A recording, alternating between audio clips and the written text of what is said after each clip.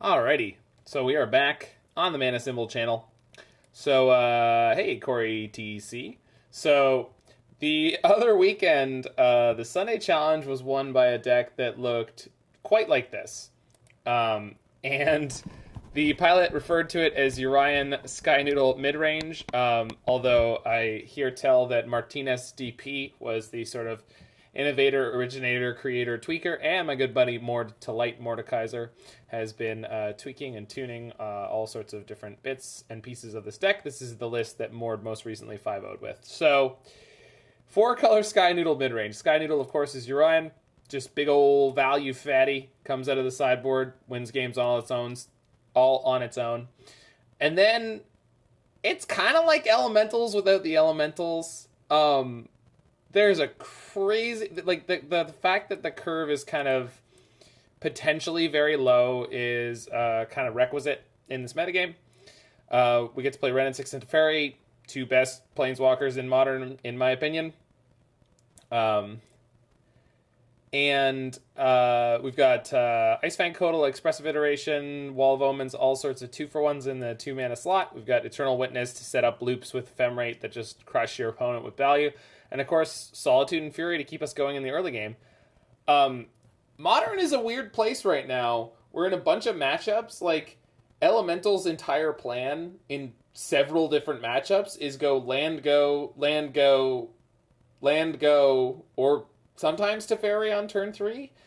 And not really, like, react until they can play a Risen Reef and then evoke an Elemental. And it's crazy that like there's such extremes right now between the like hyper aggressive / hyper efficient decks that are curving out with like a 1-drop on 1 with a bauble, and then sometimes like 2 or 3 spells on turn 2, trying to curve into stuff the Black Red Lurises or Jund midranges, Jund Sagavans of the world, versus the blue white controls that are just happy to sit back and do nothing. Versus Cascade decks attacking on a sort of side angle. So I don't think there's too much to say about it, other than the fact that we're playing an 80-card deck means our sideboard should be a little bit chonky in terms of the wide sweeps of cards we're playing. We have both Obsidian Charmaw and Alpine Moon to try to fight against Greentron, which is probably important, as well as Force of Negation you can bring in that matchup. So that would be a deck that would probably naturally prey on something like this, but hopefully we have enough tools for that. And then the Cascade decks can be a bit dangerous, but we'll see if we can get through all that.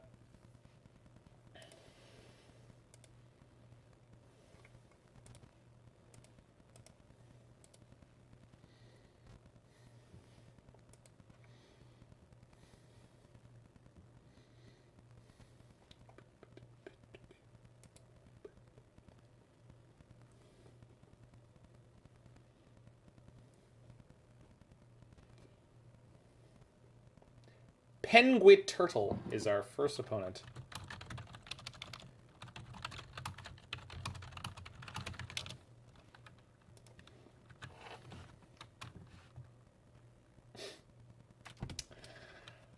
I have no idea if this hand is good enough, but against most of Modern, I'm going to keep this. If they're on some kind of linear combo deck, we're going to get beat up. But I can lead on Ice-Fang or Lightning Bolt. Sorry, I can lead on Sprawl into Ice-Fang or Bolt here.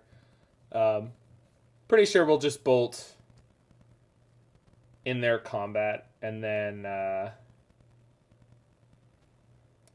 that's exactly what I did more.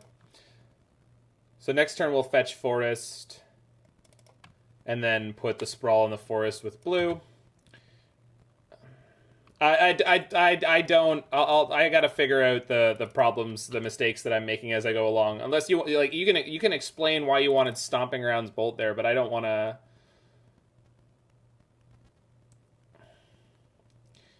I don't want to necessarily pull out the only forest that I have access to without knowing what I'm up against. Turn 2 reflecting Utopia on blue into Coatl. Right, now I can't do that. Got it. Yeah, I see it. Yeah. Well, I'm behind on tempo, but that's okay. It's compared to where I could be. time. Hey, Lizzie, and Betagaboosh. Well, soon enough we have the potential of Fury with Ephemerate. I welcome back to the Mana Symbol channel, Betagaboosh.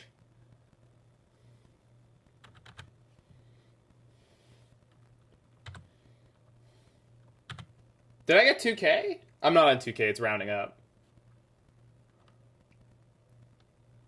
It's fake iceberg.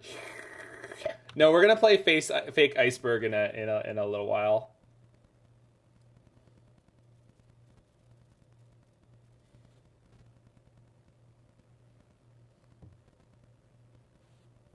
All right, so tap Raugrin Triome gets us hard cast Fury, and we can play Ice-Fang during combat block, and not Ephemerate unless they try to kill it before the Goyf comes in.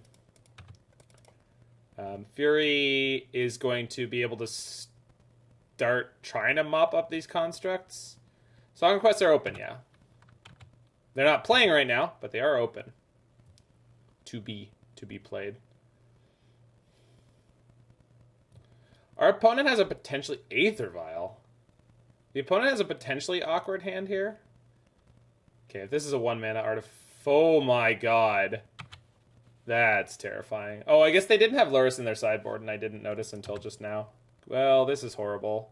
Can I update Stream Decker? Not easily, but I will make it happen. Well, this sucks. Remember that Ice-Fang that I could have gotten earlier, and I didn't? Yeah, I really should have done that.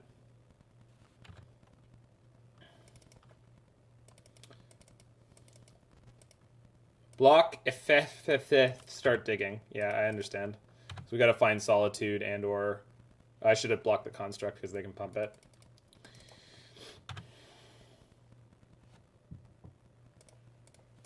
Yeah, we get a Divination out of the Ice-Fang here. And then Iteration can find us Solitude or Fury or another Ephemerate and a red card. So... it's very possible we pull through this, but that double Saga into Cookbook draw is going to be really painful.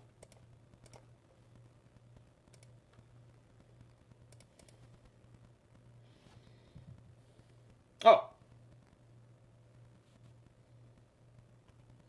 So I have 5 mana. I can play Iteration. Potentially 5 mana. I can play Iteration looking for Ephemerate. If we find that, things become a lot easier, but even without it, we should be alright. Blue, green lets me play this other Ice-Fang, so I think we just go red-blue off these two. It kind of looks awkward. Like, I could float mana in a bunch of ways here. The biggest problem with this is it means I don't have white, but if I need white, I can play the Reflecting Pool to fix everything that I don't have. I think this is fine. That is none of the things I needed. So probably hand, bottom, exile. This can give me a plains.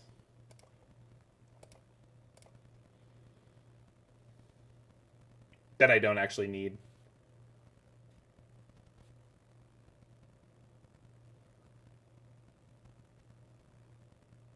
Links are great as long as you don't abuse the privilege.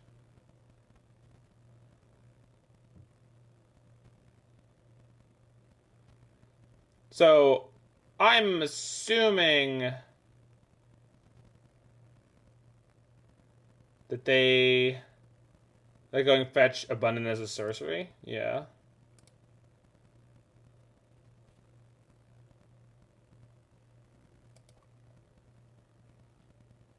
But don't I want another snow permanent?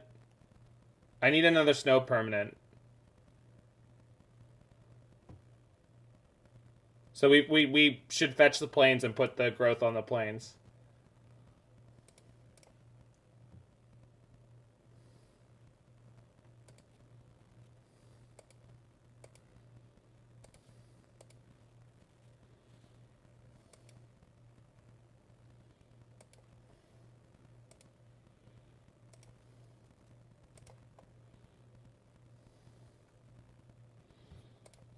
Death Touch is worth it. Death Touch is like the only thing that makes me feel like I'm still going in this game. Death Touch is worth it.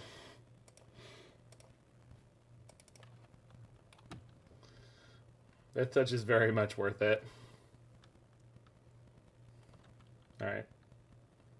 Okay, so we've got the Solitude. I could Fury and Solitude right now to kill the two constructs.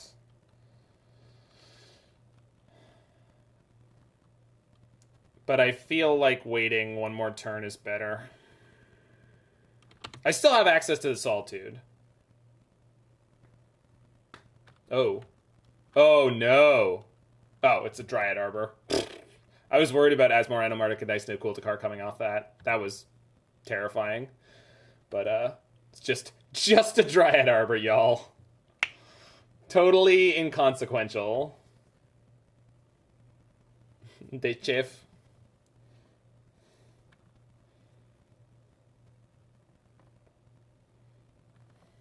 More like dry, bad arbor. Nature Catfish knows what's up.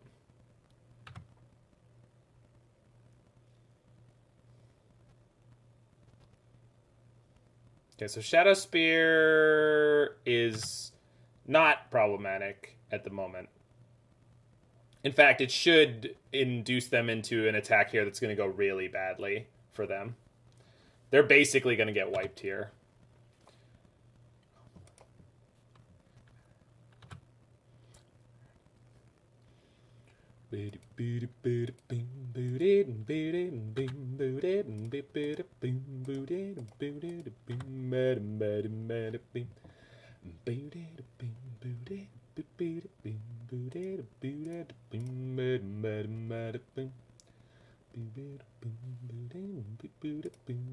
Hold on. Never stack your triggers wrong. Always stack your triggers technically correctly. And then if there's a reason you want to do it backwards, I guess do it backwards. But always stack your triggers correctly. Sometimes Ward does it wrong, and I get to tilt off and chat at him. It's totally irrelevant, but I love doing it. Just makes me happy. So that's not anything that I need. Yeah, I know. So Fury plus 1, 2, 3, 4, 5. Yeah, we're just 1 mana short of doing what I want to do here. I think I just play Fury and kill the Dryad Arbor, as well as play the Sprawl. Doesn't feel particularly good.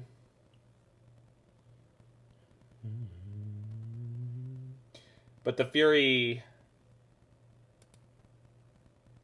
can't block and kill this construct, because they have a card in hand that's going to get bigger. Yeah.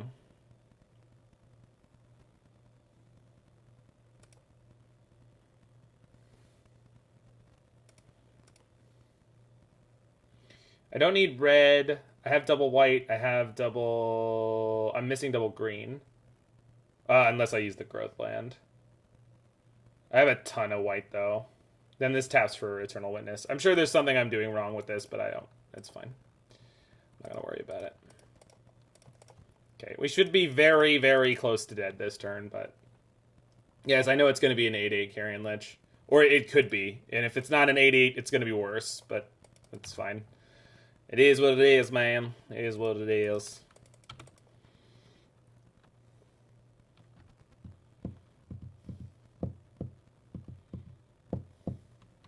Yeah, like, we have tons of, like, really gross top decks.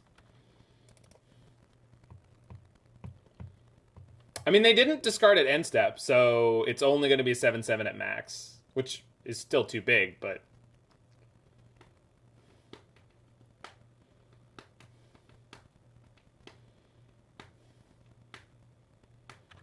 No, they're not doing anything.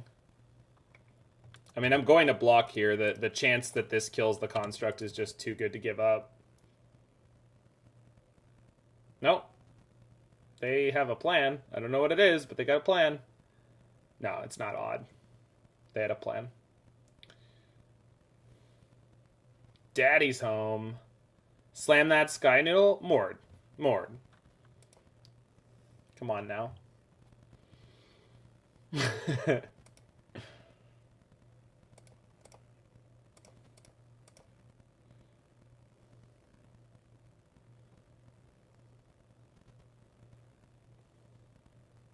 then I can get the fetch with the Wrenn and Six, which I should do first.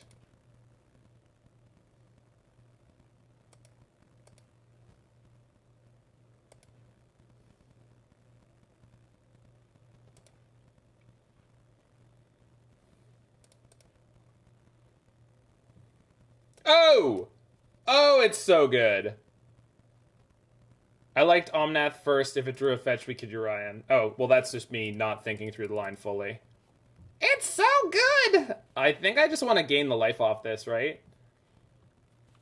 Because then I don't have to block. Like, there's no... I don't need to get Urian this turn because... it's... I'm going to get it and cast it next turn anyway. So...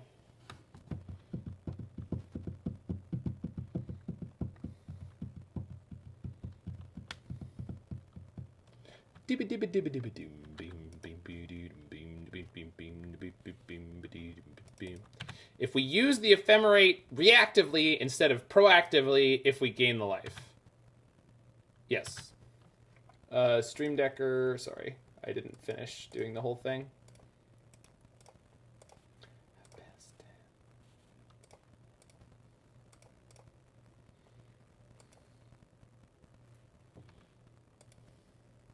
Okay, yeah, that's fine. You kill my Wrenn and Six.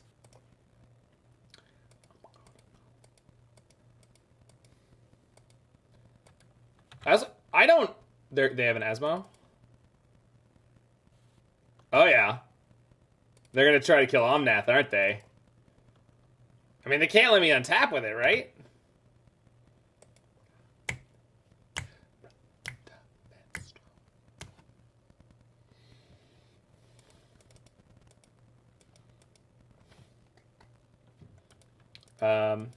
No, they're not trying to kill it. Upkeep try to kill it? Nope.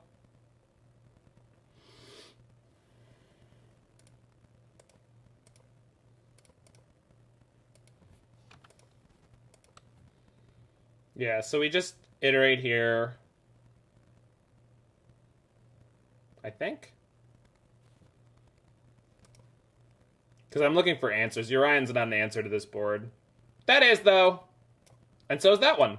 Huh. And so is that one. Wow, this is hard. Do I just want Bolt and Teferi?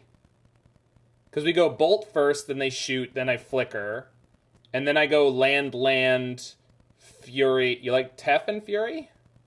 That doesn't deal with the Tarmogoyf at all. Not for any period of time, right? And I can't... Like Bolt and Fury? How does that deal with this Tarmogoyf? It's not enough damage. Unless I'm letting my Omnath die.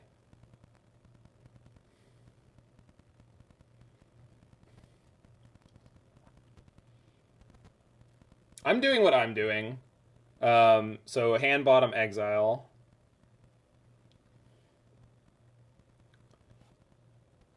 Fury comes with a bolt. Yeah, it's so much mana. We don't have to deal with the Tarmogoyf? Okay. I don't know. I don't understand what your line is, though. Like, I want to get this all off the battlefield so I have time, because I don't feel like I'm going to lose as long as I have time. And this makes me very uncomfortable.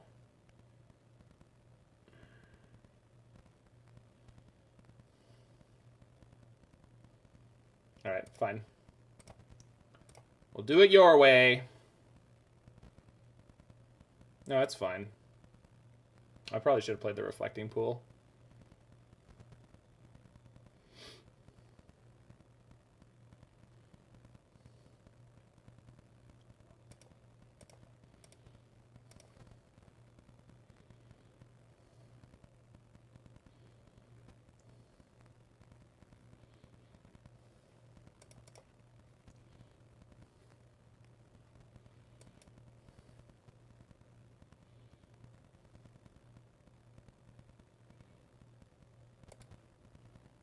No. I knew what I was setting up and exactly how I was setting it up, Mord. I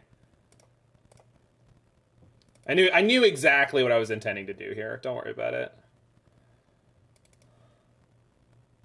Oh, well.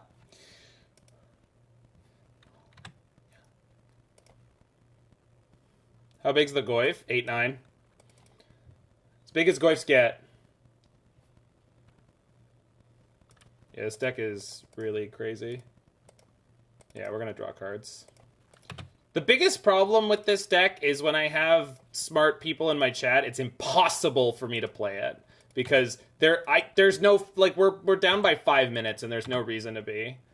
Like, almost all the choices I was going to make when I was going to make them would have left us at roughly the same spot. And, like, I have this Fury in my hand that feels incredibly useless. Why am I afraid of Goyf? Because it's an 8-9 lifelink trample. It's enormous. I have no answer for it in my hand. Teferi at least would have set it back a while. Yeah. I mean, the problem is they have the Aether Vial on too. That's the real problem. They would have sent it right back. You said Tef plus Fury? I'm sure you did. I didn't feel like I had the mana.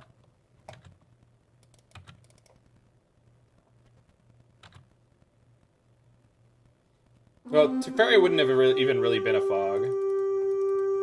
You know what my LGS people always say? No one dies to Tarmogoyf. Do they die to combat damage? AJV, thank you so much for your raid.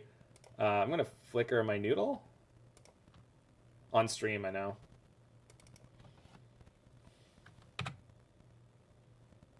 Which means this Omnath is gone for the turn, but I could always have this Omnath. Flickering the noodle live on stream.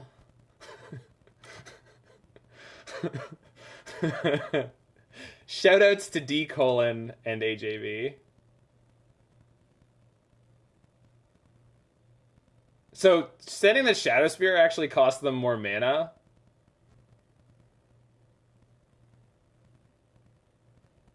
But yeah, I mean, there's no point in bouncing the Goyf, right? Literally none.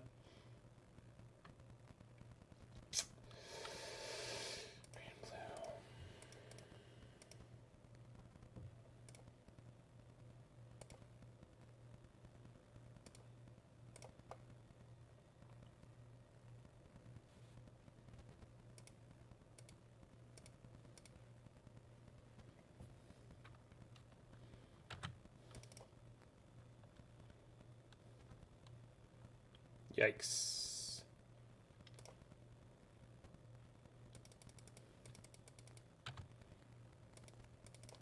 So I'm sure I could get this growth in for no cost right now, but I don't really mind.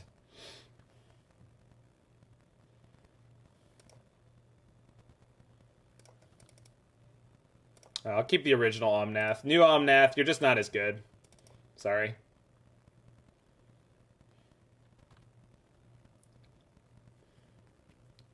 That other Omnath has been with me for many turns now. Why didn't I bounce the Goyf? They have an Aether Vial on too.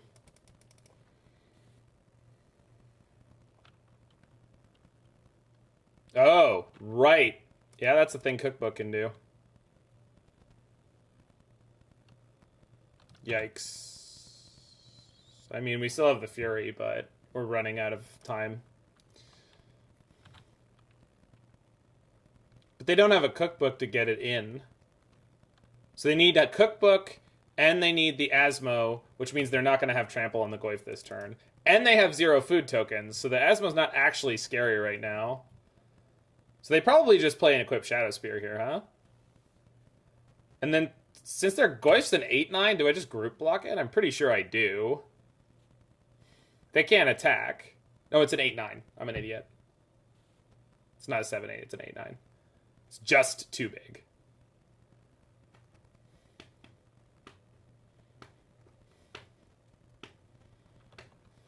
Yeah. Okay.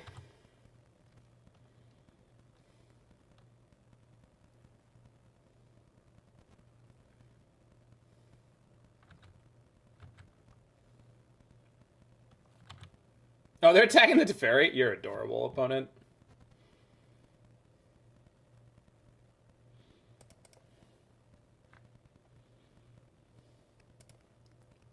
So we're going to have to get through a lot of life total eventually. But the way this deck works, like as soon as we find an Eternal Witness, this game is over. So...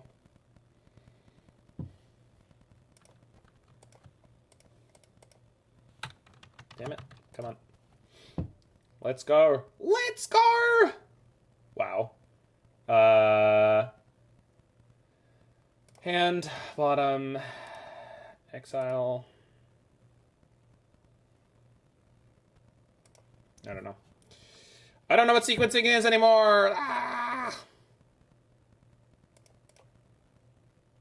Something you'd play in paper but not online. I mean, I just get used to it playing on... I would just get used to playing it online if I was going to play it anywhere. Personally. Oh, for the love of fuck. Apologies. Why you gotta do me like that, deck? Is this where we're at? Is this... I don't know how I wronged you, but...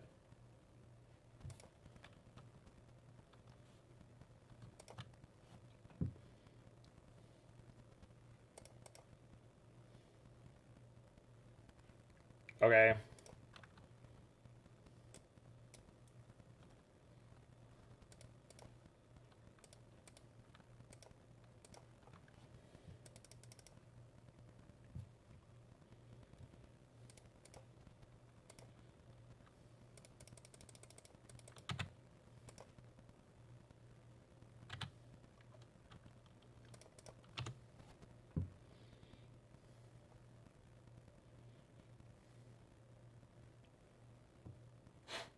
Yeah, we're at 36 cards in library. They're at 41. We started with 20 more than they did.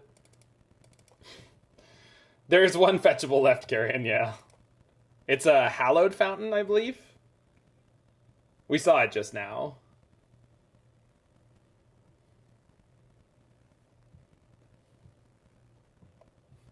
Yeah, you can kill my Wrenn and Six. I really don't care, opponent. Opponent's at 47 again, which is, something. Oh, they finally found an Oval Chase. That is mildly threatening. Yep.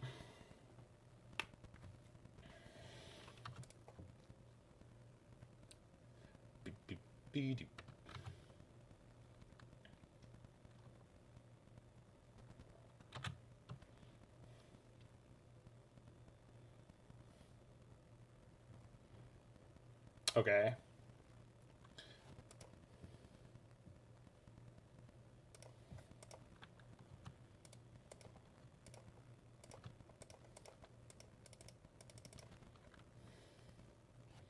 Where are your Solitudes? I know. We've only hit one. Alright, so they can kill one creature of their choice now.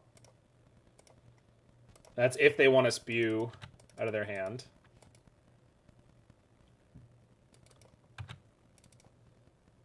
Oh, right, it's not a spew. They have the Oval Chase. But that's fine.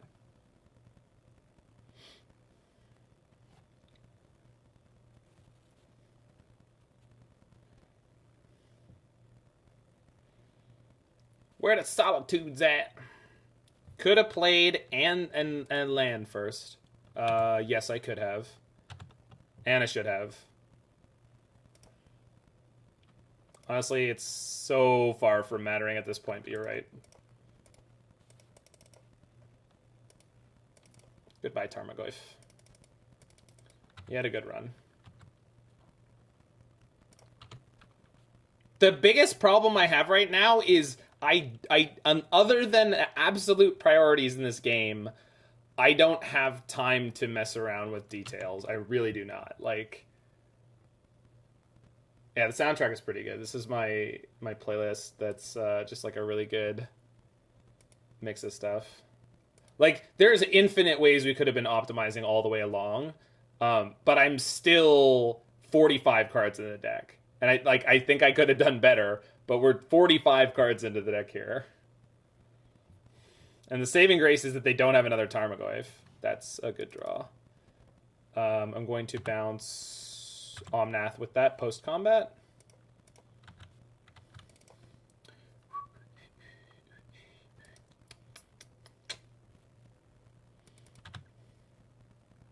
Cheaper. I don't understand, Mord.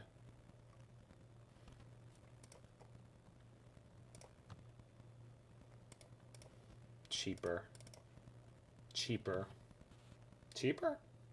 What's cheaper? 1 CMC greater than 4 CMC. Why not enchantment? Bouncing Abundant Growth is cheaper than Omnath. Oh! Yeah, sorry, I missed somewhere where you just said bounce a growth. Don't be a moron. Yeah, you're not wrong. But bouncing Omnath makes me feel so much fancier. And then I get an untapped Omnath, and then I could trigger my Omnath again. I mean, I don't have any land drops left, but, you know. It could happen.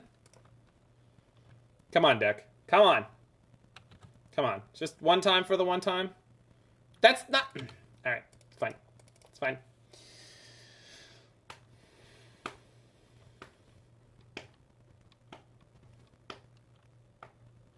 So they put their Aether Vial up to 3, which leads me to believe that they're going to put an Oval Chase in eventually, which is not scary. They didn't pick up anything on end step, and now we have an answer for another Goyf. Oh, there are 3 witnesses in the deck. Yeah. Which, like, really, this isn't statistically that unlikely. If we got the 10 cards in library without finding a witness, that would be, like, really incredible, right? But they're picking up Asmo, that's fine. They're actually dying reasonably quickly, too.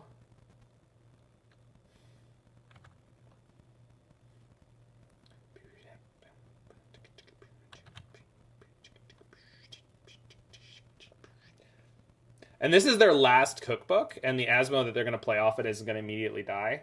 This is game 1, yeah. Yeah. I mean, if this game is anything, it's a testament to how well their deck is grinding, right? Because, like, this is what it's built to do for sure, but, like, nobody really believes in the food decks anymore. But, like, this is what they could... Like, they really put the hurt on us. It was not an easy game.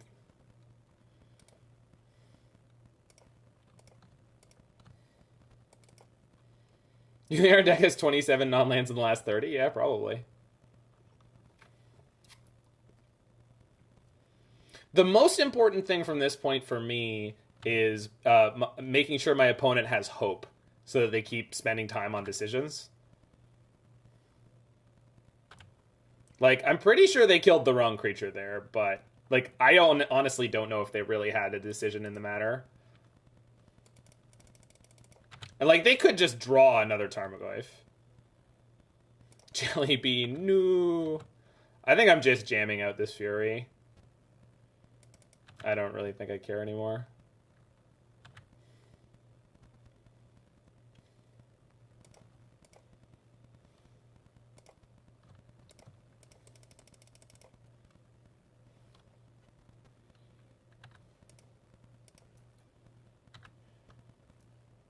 I think I want to grab the last Stomping Ground, just in case.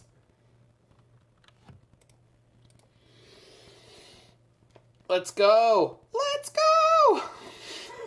Come on, deck! Come on! No witnesses, no problem. What the hell is this? Wrenn and 7? Oh, they have their own Fury. Nope. It's like an X-Spell? Finale of Devastation for X3. Okay.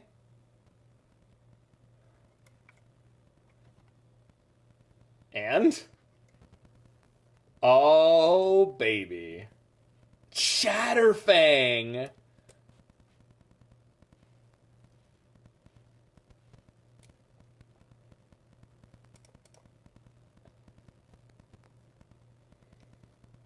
Nope, no fetchable.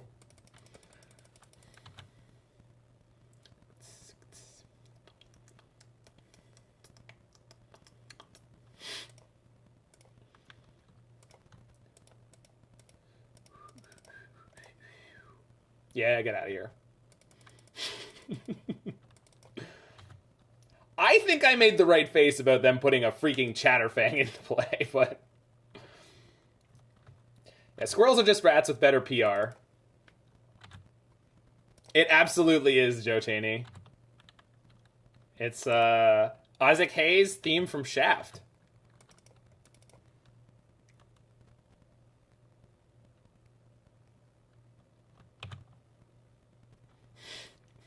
What'd I say about rats? The jammin'. And they hope you like jamming too.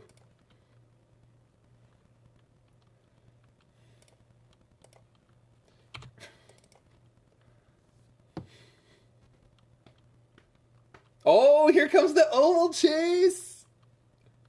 Uh-huh. Yep, they're doing it up. They're not even playing black lands, I don't think. No, I know Carrion because I used to live in a neighborhood where I saw the squirrels like climbing all over the cable lines and stuff. Like, yeah, 100%. They're playing Ravenous Squirrel? Wow. They might have black mana in their deck. And a Glimmerbairn. Oi.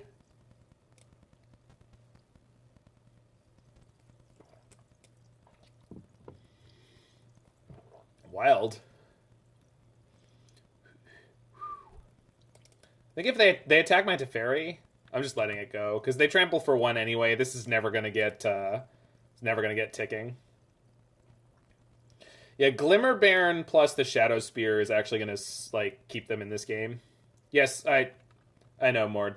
I realized I was catching up because again they have hope, right? Like they're sitting there being like, well, we could still get it. We're the one with the Shadow Spear, right? So I need to hold the Ice-Fang to beat the Glimmerbairn. It's only 1 point of damage anyway. I would not attack. Well, I did. You would like them to make plays as we hold back. Well, I didn't. They're trading here? Okay. Weird. You know my creature has double strike, right? Okay. That was very good for us? I think. Yeah. Weird champ.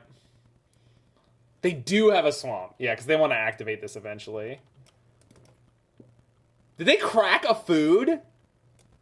To swell this? Seriously? Okay. That was worth a whole card, opponent. You could have drawn a card with that. You could have drawn a card. This opponent has no respect for card advantage. That was cardboard. Literal, actual cardboard. How many lands do you have left in the deck? 0 that could be fetched with the Misty Rainforest. That's all I know. 0 that could be fetched with the Misty Rainforest. Or was it a Windswept Heath? Because I think there's one more basic island. I think there's a basic somewhere, right? There's 2 islands and 2 forests, right, Mord?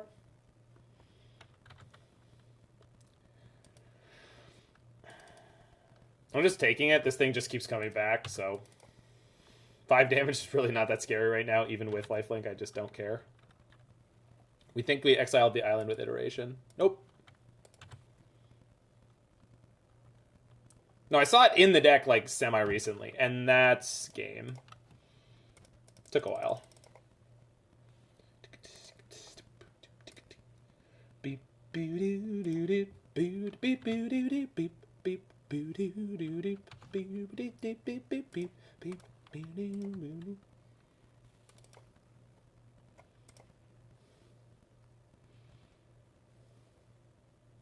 What the hell am I getting?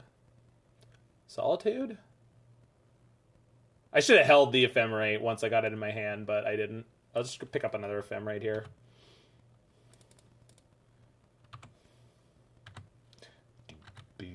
Mord, I don't have the ability, personally, to do that.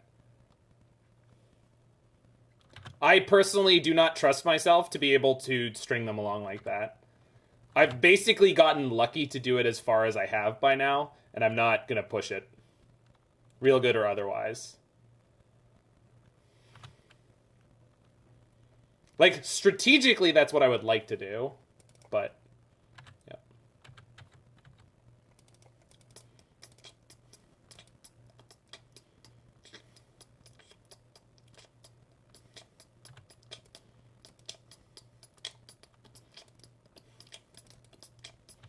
Yeah, it's like Ephemerate Witness is so good because like both of the cards are otherwise totally fine in your deck, and then they're like a secret wombo combo that just takes you out.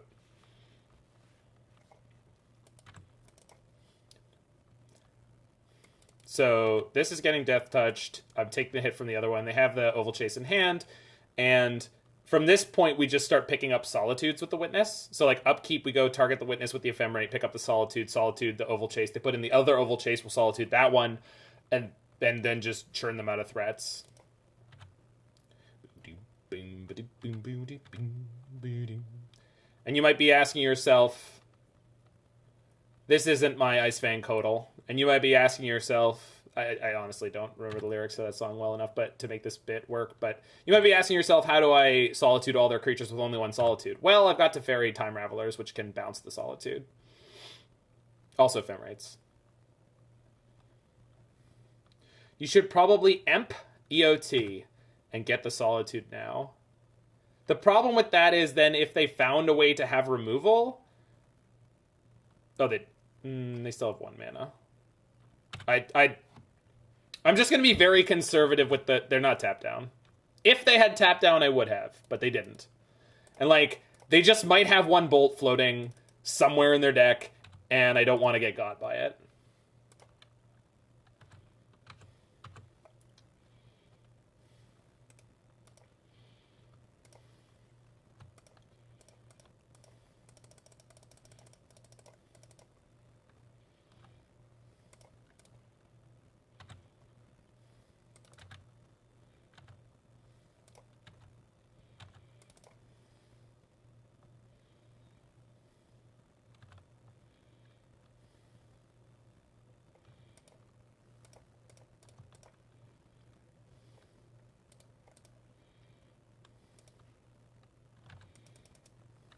Alright, I don't need to do more for the moment.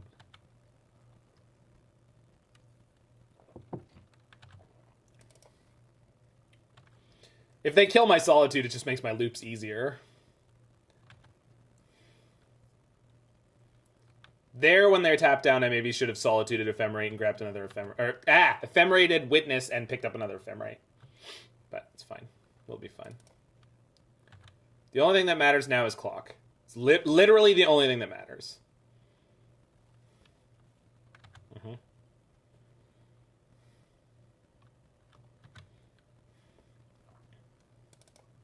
I'll block with the wall.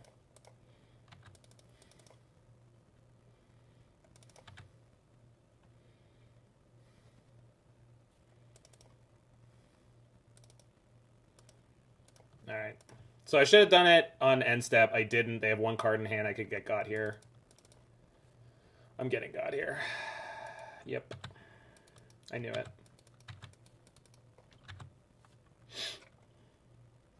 It's not like we're out of this, but it's really annoying.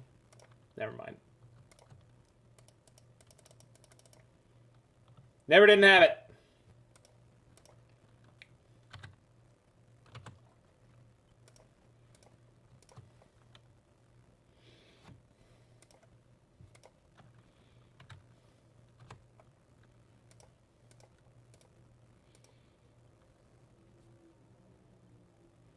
There's another one, right? There's not another one. I don't know why I screwed that up. It's okay. There's a Teferi somewhere. There you are.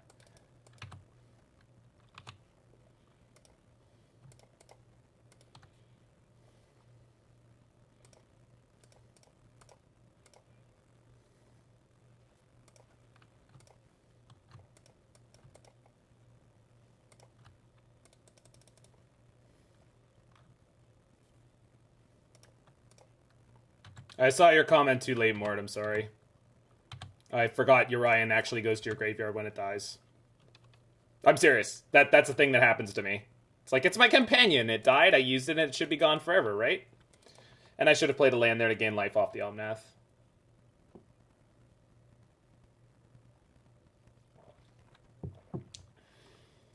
I just feel like you shouldn't be able to Kolikin's command a Lurrus. I think that's not the way that it should work.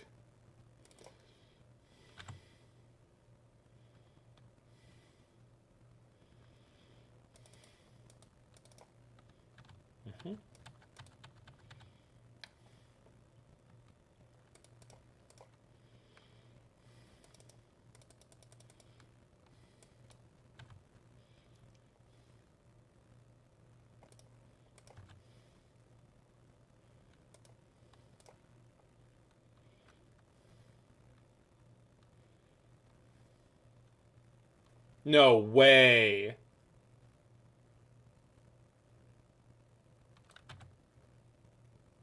Wait, did they tap mana there? I swear they tapped mana there. Oh, we have Teferi, so they wanted to, but they can't. Right, I got it. Yeah. I was like, wait, what?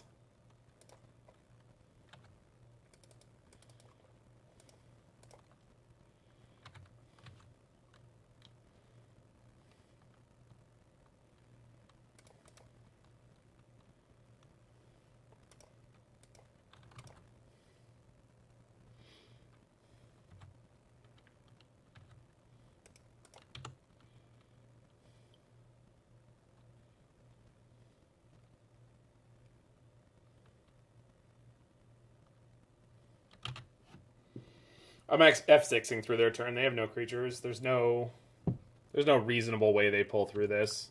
All right, I'm no longer F6ing through their turn.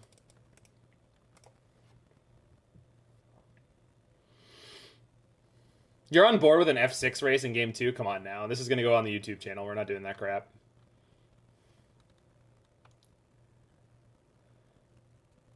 They have a bolt?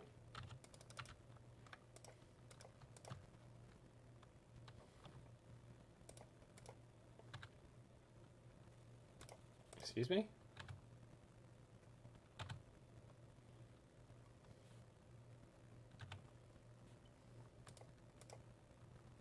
That's just not good gameplay, Mord. Like that's not what this is about. It's never been what this channel's been about. This channel's never been about winning.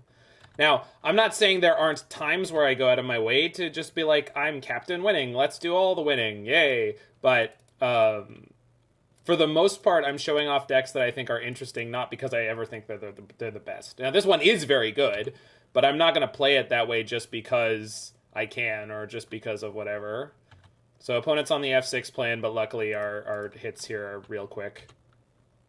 Play the land? I'm not playing anything. I mean, I guess it'll probably be less time to play the land and deal with the Omnath trigger than discard at end step. Almost definitely not, though.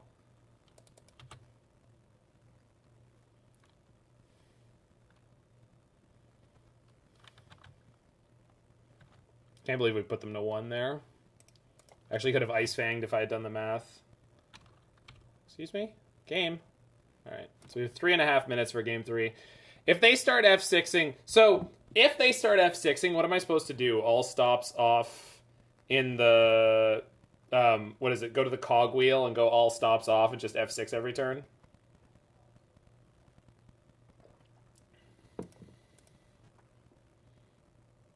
They're 20 seconds up. I think we try to kill them. Sure. I'm going to kick the client anyway. I really don't feel like I normally need to, but with the way that game was, it kind of was chunky. If they remove stops, we should know that they're doing it, because they should mulligan to 0. Board out all the cards that are trigger intensive? I guess. Their deck is way more trigger intensive than the early... The thing is, we can't board out all the cards that are trigger intensive. This entire deck is trigger intensive.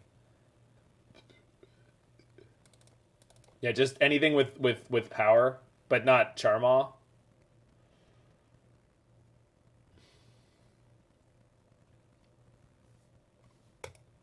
If I have to... But there's a way to take off the stops that's better, right? Is it going to the... Here? In dual settings. Yeah, it's here, right? Yeah. I'm not removing everything yet. We'll see how they're trying to play it. If they're trying to play it, I'll try to play it. If they try to F6 me, I'll F6 them. We should know fairly quickly because they should mull to 0. I'm gonna keep it. It's not great, but I can actually play the game.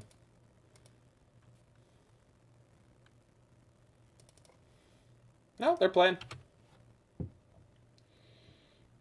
So I don't have time to chat. I'm just going to try to play this as quickly as possible. Glimmerbairn. Oh, I see ya.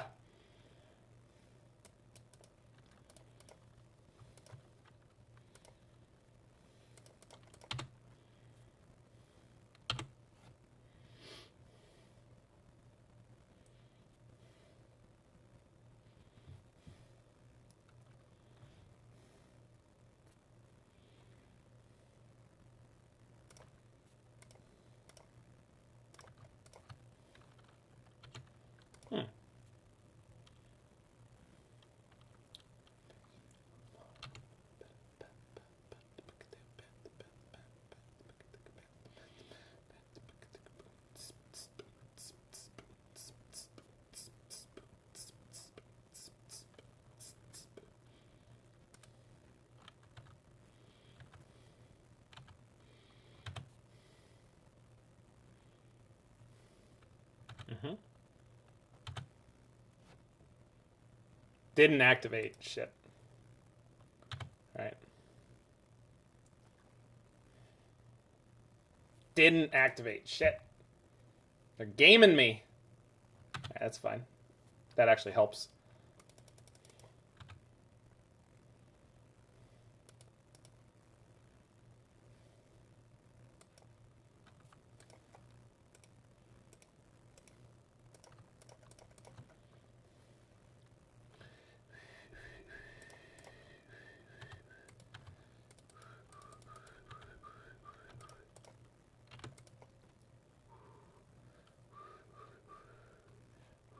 They're gonna F6 on my turn? Could be. That's a good draw.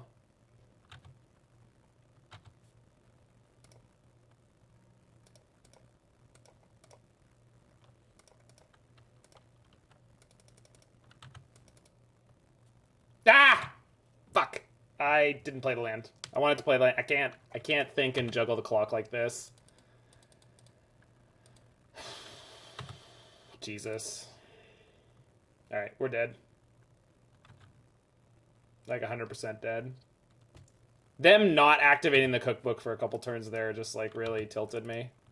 I couldn't I was so ready for it and then they just didn't do it and I didn't really know how to manage it.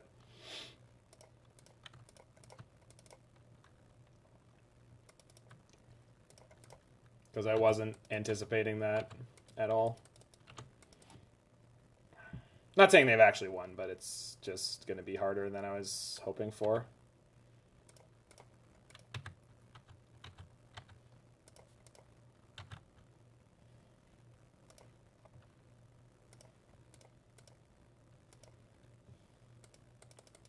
Could have killed the construct. We can kill the construct with the Ice-Fang.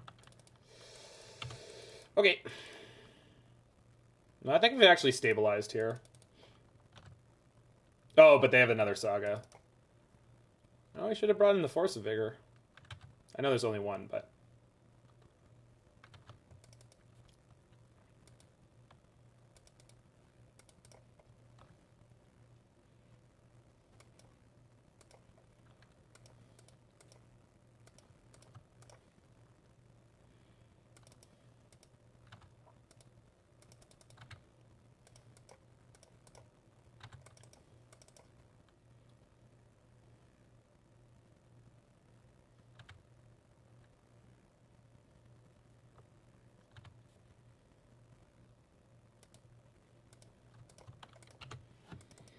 Got him.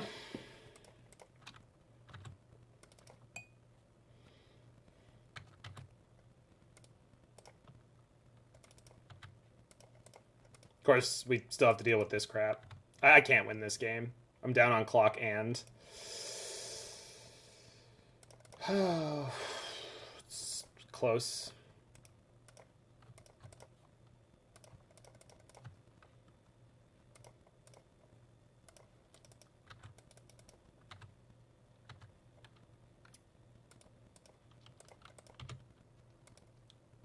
God damn it. Ah! Why do you have to eat my inputs? Moto, why do you have to eat inputs? Why is it something you feel you have to do?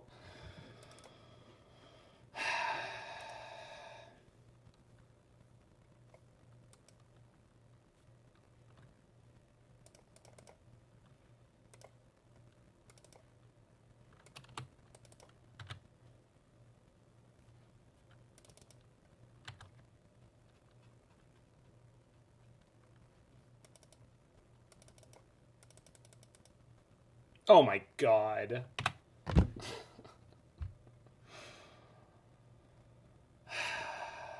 Stupid way to lose a game. Should have brought in the Alpine Moons and the Force of Vigor, guys. This was a stupid plan. It's playing around them doing something obnoxious that it didn't make any sense for us to try to play around. Bring in the endurances. I mean, the endurances are okay here, but just concede and move on. I mean, I'm going to play the third game, but I'm not expecting to do anything with it.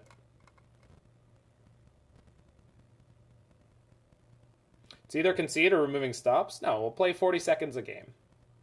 Play 40 seconds a game and feel good about it. No reason to get all worked up about it. It's just annoying because I listened to chat instead of doing what I should have. The song is Santa Esmeralda's House of the Rising Sun. Famous for most people for doing that one song from Kill Bill. Off of the same album, I believe.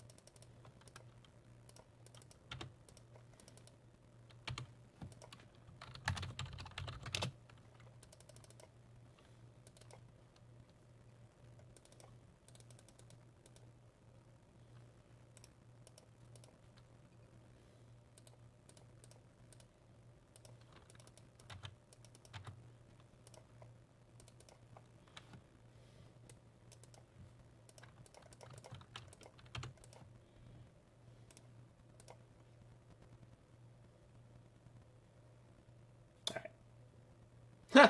0.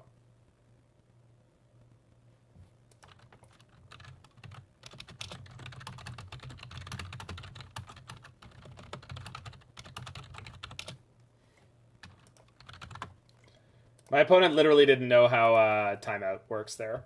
So we timed out there. We lost game 2, but it wasn't really a real game, and we lost. We timed out in game 3, which I was looking all right for. But obviously they wouldn't have played the same way. Monkey makes 0 sense in that deck. No, it's a construct deck. We also boarded stupid for game 2. Game 2 was not a real game the way we played it. So game 1 was amazing, and that's the thing to remember about that match. But this deck is very dangerous clockwise. Even with how it developed. Well, I mean, I agree with you, but like... Yeah, but again, like, we didn't go into that game with a good attitude, so like for me it's a non-game. It doesn't matter what happened in that game because we didn't treat it properly. That game wasn't a real game. Like, sure, it played fine, and sure, I could have won it if I wasn't making misplays, but that whole match was, we won game 1 and then everything else became about time.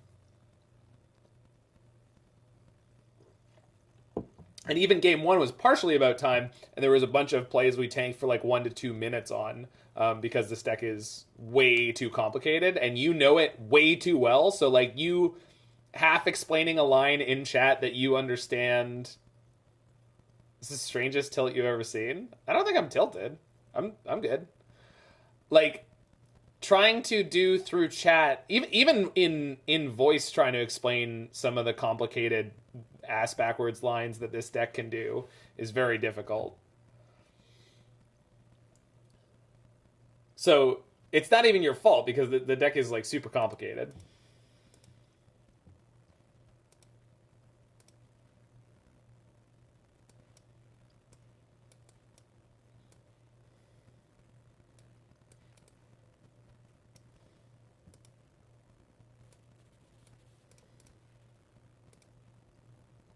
Are you the only one with every single stop on? No, Jacob plays that way too.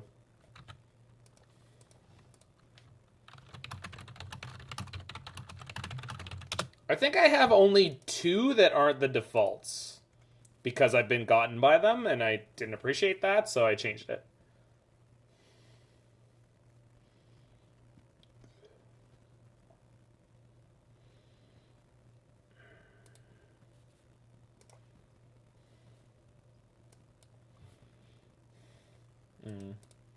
They're on Kahira.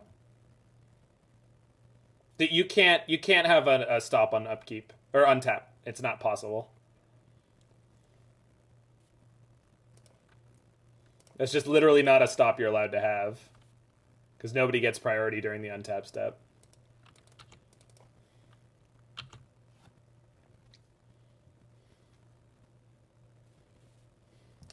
I didn't used to have the beginning of combat, and I think I let Pygonti bully me into...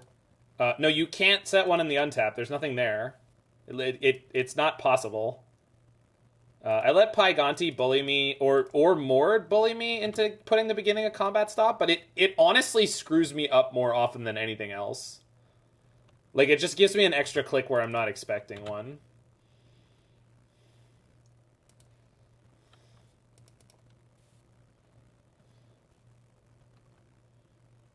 Everything is possible if you set your mind to it. It's not unwrong.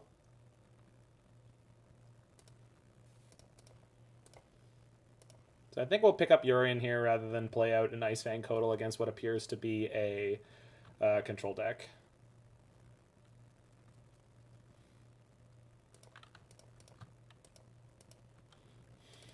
If you type stop in chat, it counts as a stop.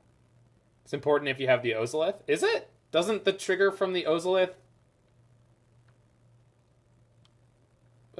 So the only reason to have one in the beginning of your own combat is for, like, vehicles, I guess? But you don't need to do it that way.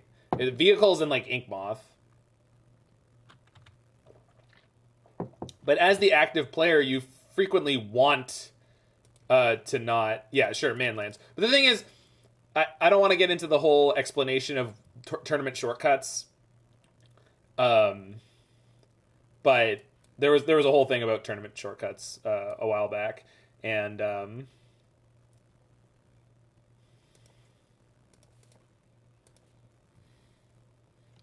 yeah, Magic Workstation. I played a lot of Magic Workstation.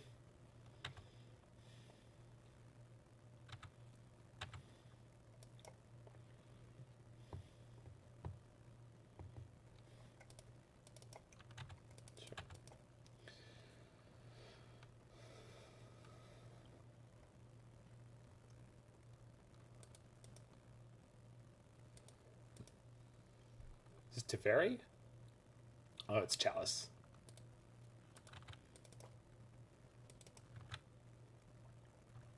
Yeah, we're running out the snake, of course. Oh, there was a... Sorry, that was a Prismatic Ending, not a Chalice. Sorry, it's the other X spell. Well, that sucks.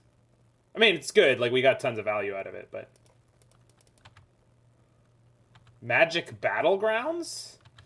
Is that the one that's actually Magic, or is that the one that's not Magic?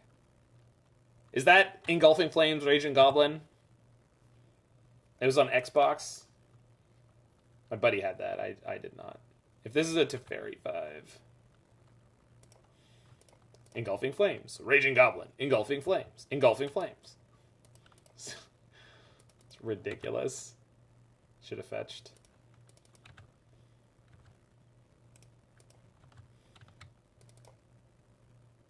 Yeah, it basically didn't... Like, it was, like, Magic skinned, basically.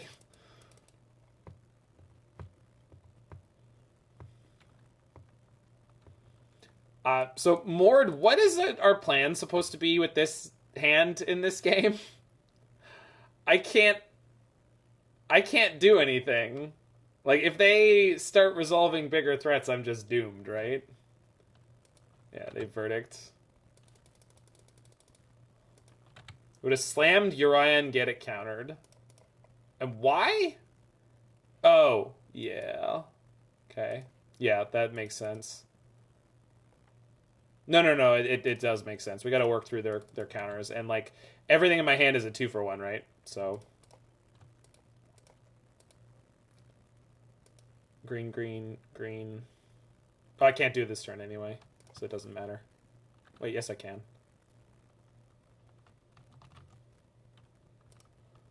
There we go. God damn it. Stupid hybrid cards!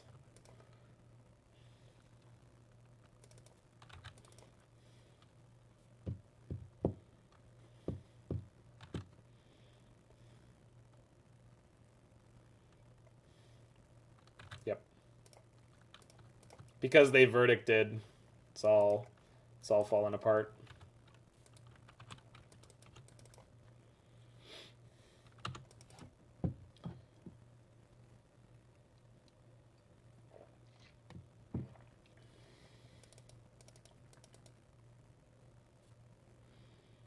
Oh no, my sprawl! Who's a good human shaman? Yes, you are. Oh god, they've got a threat!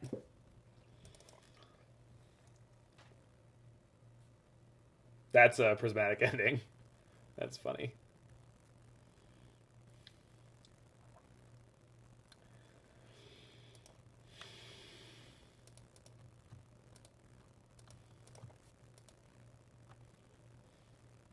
Yep, that's the plan. You thought you defeated them, opponent, but they're back! And in greater numbers. They're not, but, you know. But I get to say it. It's a good Star Wars quote. The Coatls will be back, and in greater numbers. Ice-Fang Coatls travel with Death Touch to kill Tarmogoyfs. Oh, Alec Guinness, you're so handsome.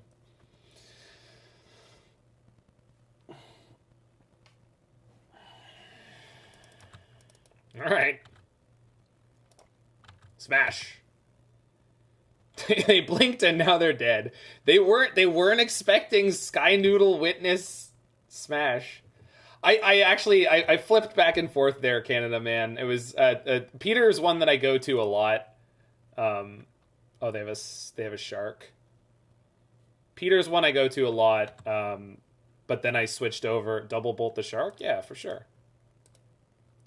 Peter's one I go to a lot because it's like it's snappy and funny and people usually recognize it pretty quickly.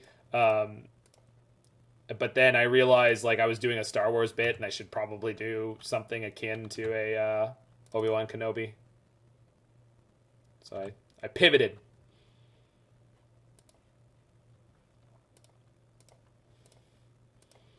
You know how you made it an island? Well, my island is special, nerd. Yeah, old Ben. The crazy old hermit.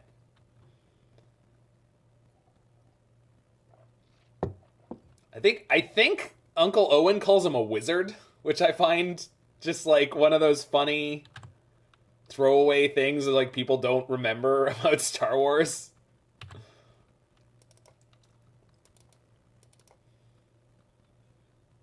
Coatl, try to find Ephemerate. I should have done it in response, sure.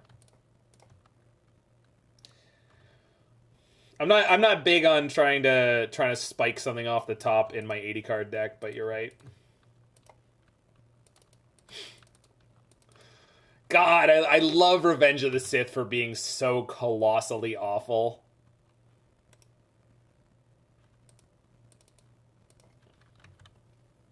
That is some pretty good top decks. They have one card in hand, but I kind of want to save the Solitude in case they boot up Hall and we get to Swords it. 1, 2, 3, 4, 5, 1, 2, so I can spend this.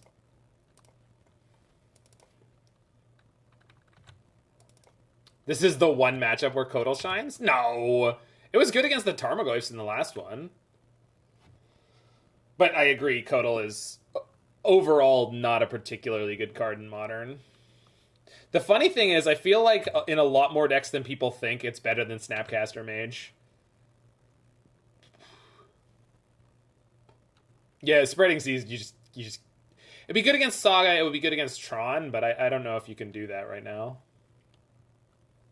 Is this a Prismatic Ending? Okay, we're down to only one witness. I assume they did, Harry, but they definitely didn't tell the cast about it as far as is my recollection. I love the Harry Potter books. I hate the movies, but I love the Harry Potter books. But one of the funniest things to me about them is going through the first three and it just be very clear that she'd never really had like done the world building, and then all of a sudden in 4 the world building is like finally solid and completely locked in. But until that point it was just like every book was just a free-for-all. It's just like this George Lucas has a couple interviews talking about it. All right, I believe it. I haven't done the research, so... Memory Deluge? It's more likely than you think. So the question is, do I bounce an Ice-Fang here in case they do find a verdict? I think so. Basically because it's no cost to me. That's very good.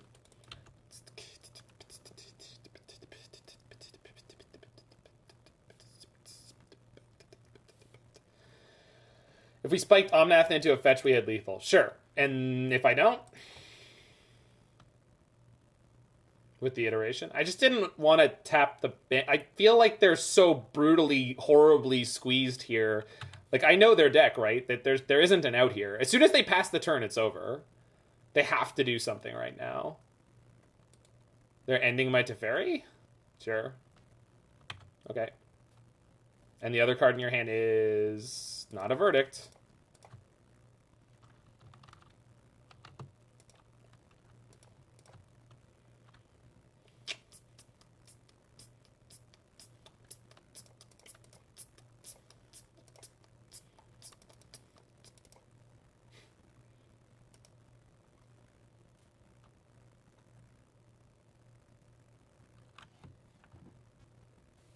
Wait, I don't understand what that means, Joe Cheney. How about episode 9 was so bad that David Filoni, who I don't know, and Kevin Feige, who I also don't know, are retconning undoing the sequel trilogy? I have no idea what any of that means. I mean, 9 is one of the worst movies I've ever seen of any canon ever. Ever. Kevin Feige is head of Marvel. Oh, okay. 8 and 9 are awful. 8's bad, but 9 is truly heinous. And 7 was the return to form that we all needed. Filoni does all the animated stuff? Okay, that's mostly very good. They're not undoing it, they're just going in another direction. They should undo it. That the Emperor Comes Back crap was god-awful. Anything Disney touches turns to shit. No, Marvel's still banging. They occasionally have medium movies, but I think I want the Endurances over the Bolts.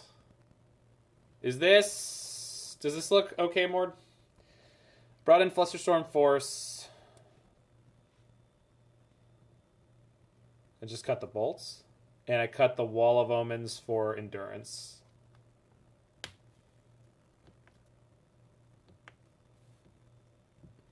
Imagine trying to explain to a new fan that Palpatine's return was spoiled through Fortnite. Is that real? The Emperor Coming Back was the most stupid thing I've ever seen. The ending of 8 was like one of the best parts about it. And they kind of left themselves with nowhere to go. And Palpatine's return was in the OG books. Sure, but I don't think it went down like that.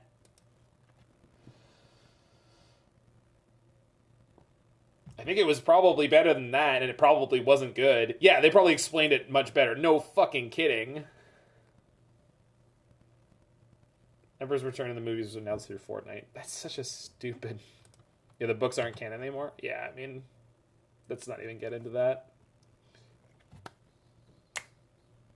When he died... If you can find a copy of it or rip it online... Kevin J. Anderson's Tales of the Bounty Hunters was a book I owned when I was a kid, and it is so freaking fun. It's just 5 short stories about all the different bounty hunters that were on the ship in Empire Strikes Back. So good. Kevin J. Anderson went on to do the Dune prequel books with Brian Herbert, son of Frank Herbert, the original author of Dune.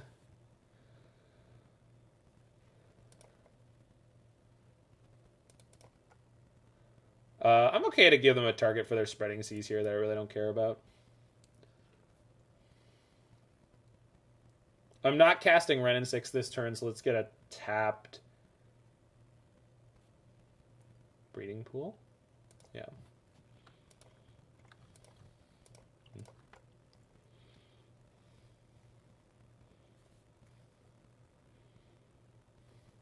Kevin J. Anderson? Yeah, he's a really, really good writer. I think.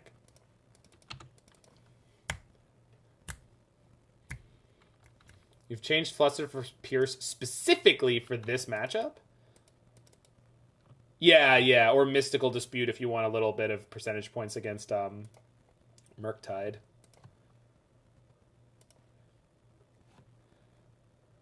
What say you, opponent? What say you?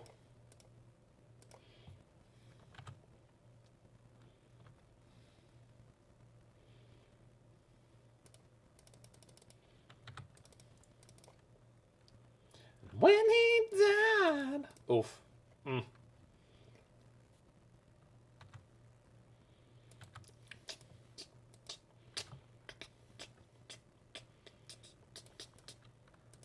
Oh, Spider, how did your leagues end up? I was watching a little bit of you. I didn't comment because it seemed like your chat had enough people talking, and I was paying attention to Mr. Sari's stuff too. Sari? Sari. Mr. Sari's stuff. It's like Ragavan. I can't actually change. I'm too white. I'm too white! I can't say Ragavan. I'm supposed to say Ragavan. I know I'm supposed to say Ragavan. It's really hard not to be white. Which is true any way you slice it, probably. Charm. I think I want to get this endurance down now. I guess if they Teferi, we can just do it in response to that.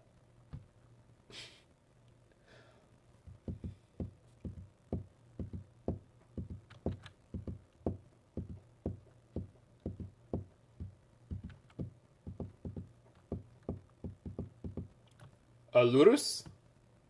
I love the way he says grist. Because it's not grist, it's greased. It's like a greased weasel. He's greased.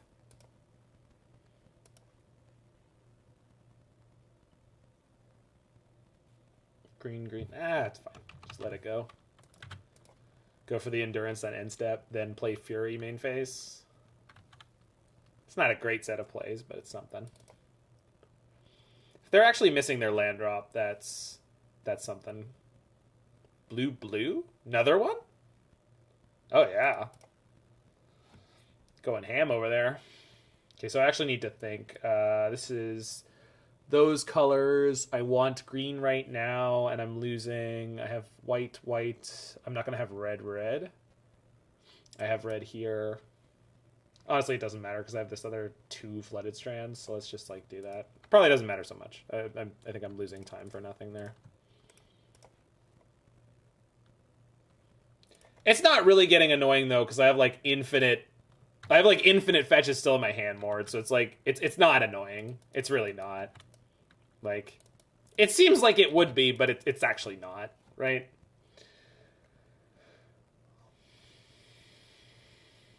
Oh yeah, I mean it's definitely annoying, but like, you know what would be more annoying if we Mize a Teferi and then they just die inside and outside and in the game, metaphorically. No, sure. Oh, they stacked wrong. Get got, nerd.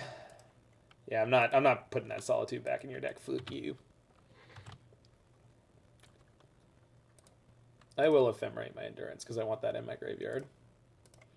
In case I draw a witness. Can I get a witness?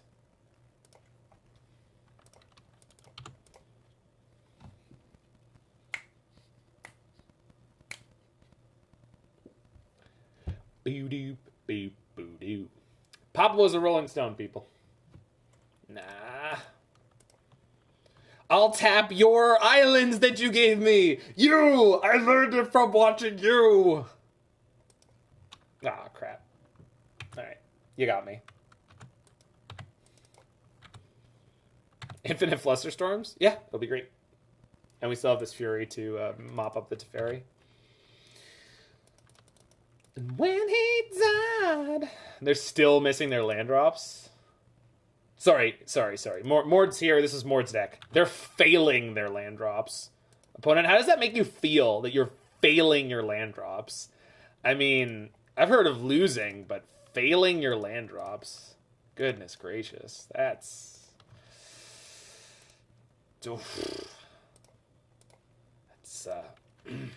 That's... I pointed it out to you before, Mord, because I asked you, is that the direct translation? No, but it's like... It's funny because when you talk about yourself failing your land drops, it makes me feel really bad. And when you talk about your opponent failing their land drops, it's like, I just feel like you're savaging them. Like, oh, they failed their land drop, and now they're gonna lose. More streams are very good, the boat guy. Also, welcome, friend. Let us play the song of your people. As it was now, as it always shall be.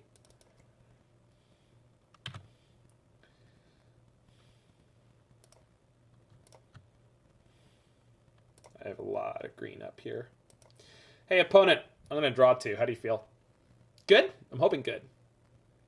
Not good? Also fine. You're unlimited resources. I do not feel like I am. Should have made a land drop. It'll be fine. Also, I could have picked up Urian and still played an Endurance.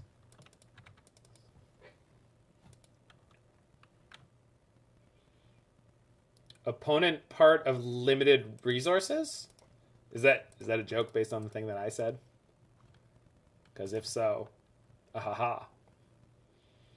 Very funny.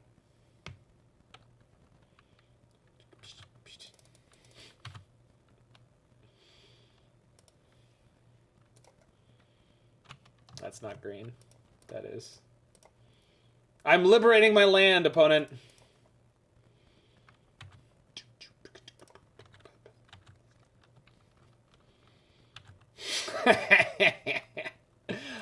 Kaya, Ephemerate is your greatest gift to Twitch so far. So far.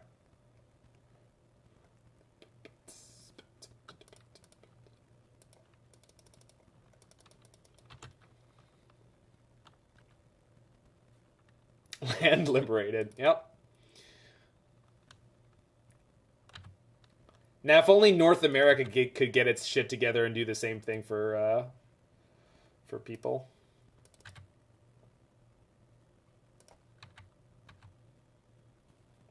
What are you gonna do? Take it? It's gotta be Solitude, right? Yeah. Oh, shark. Got it. Alright. And it's just big enough. Well, that's annoying. Yep.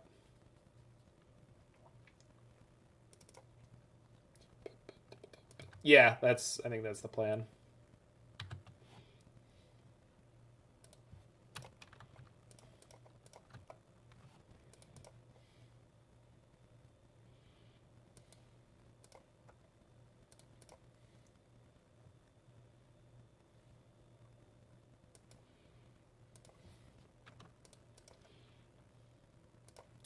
I'm almost tempted to start pinging them with Wrenn and Six here, just because they're that low. I've got an 8 mana 4/5 that draws me 2 cards, opponent. Eat your heart out. Are you jealous? No, you're jealous.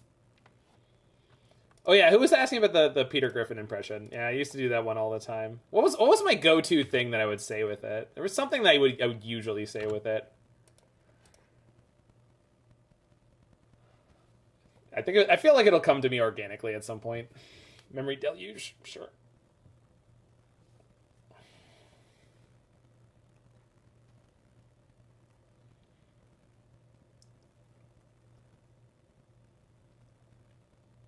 I know there were some really good on the fly moments. Yeah. Yeah. The laugh is definitely... You need a deluge print now? Dude, Wrenn and Six, there's a reason Wrenn and Six is my favorite card, like, in Modern. It's not because it's, like, fair and balanced. Like, coverage of major events.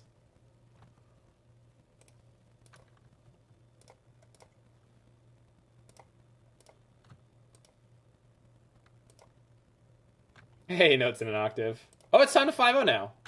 Too late.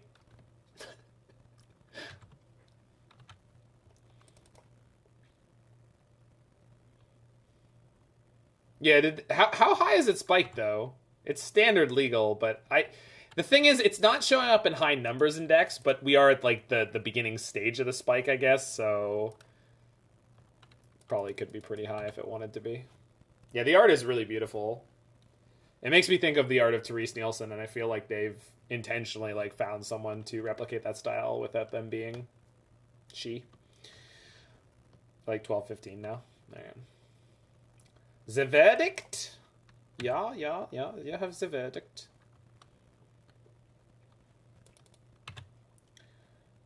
You thought that Modern was free of the Elk opponent, the Elk menace, but it's here. Strong as it's ever been. And you're doomed. Alright, back in 1 second, and we will rock on.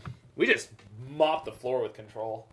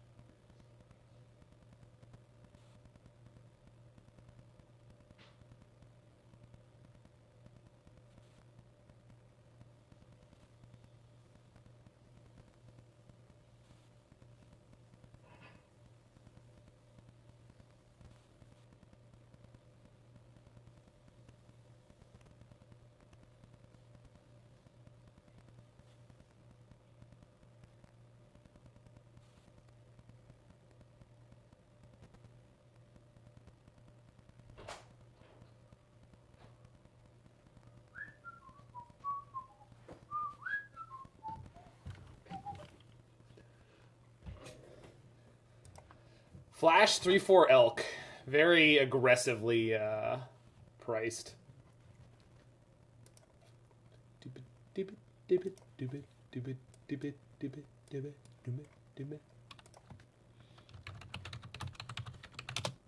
All right. Round the third.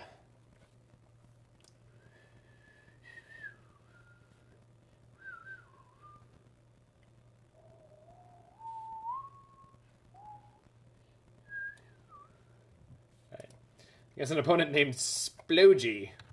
Splogy.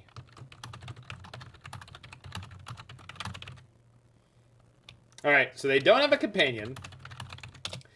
And we have turn to Teferi. So the question is, are they playing a Cascade variant? That's the dream. That's the dream. Found another bug in Arena. What up? If you siphon Insight an opponent's Malevolent Hermit, you can't cast it? Well, that's fun.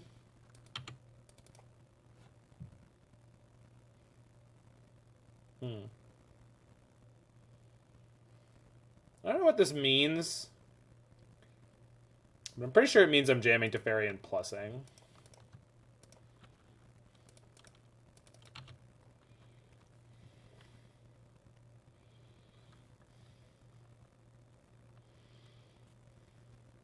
Uh-oh. I don't know what's happening, but I don't like it.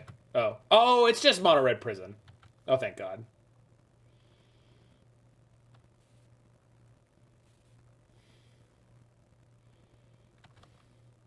Oh, yeah, and they're gonna flip into Emrakul. Yeah.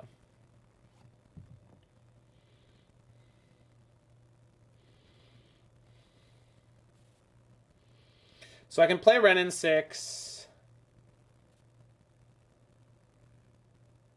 So basically, I can't cast this Bolt this turn.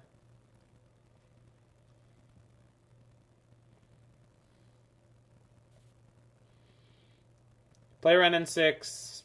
Plus on nothing. It's actually a surprisingly annoying board state. So I can just let Teferi get hit. No, Wrenn and Six will die if it gets hit for 4, though. Alright, let's see if we can spike something here. I can always just bolt the Pyro. Oh, yeah. Play second Teferi, bounce the token, play Mountain Pass. Yeah, I like that.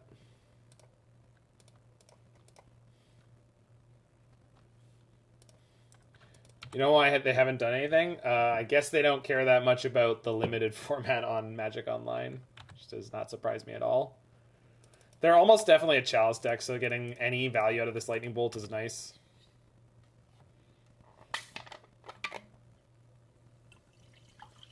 Oh. Right. Well, that's something.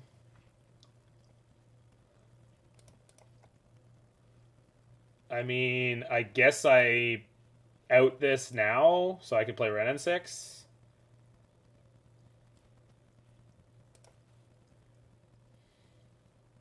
Wrenn and Six can't pick up anything, so we're probably just going to grab Urian this turn. Play land first? Sure, yeah.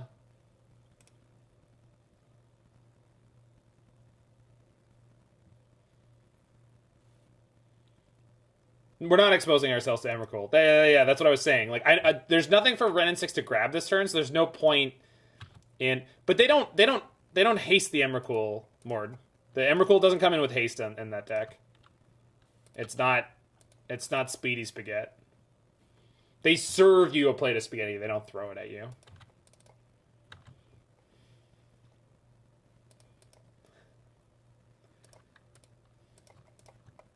Luca's not haste. No, it's just polymorph. I know, I played the deck before. Many times. Not that many times. Anyone think free spells are good? I still can't tell. We don't actually know if they're on Blood Moon or not. They're probably on it post-board. So I'll bring these just in case. And Fawn is fine. That's it. Alright. They're alright.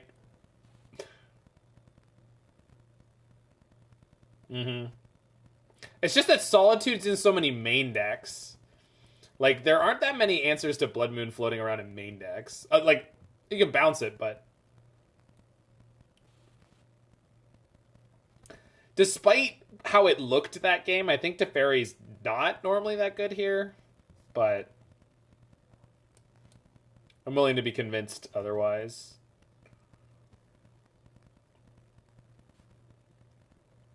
I honestly just kind of want to trim around the edges.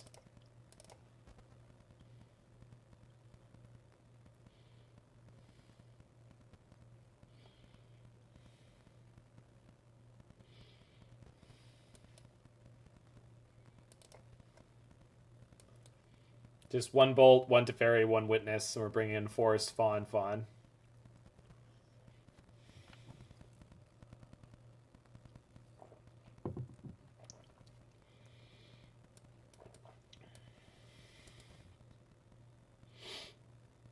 And now we know we're against a Blood Moon deck, so we can kind of play out our early game a little bit more correspondingly. Yep, that's the keep. Let's go.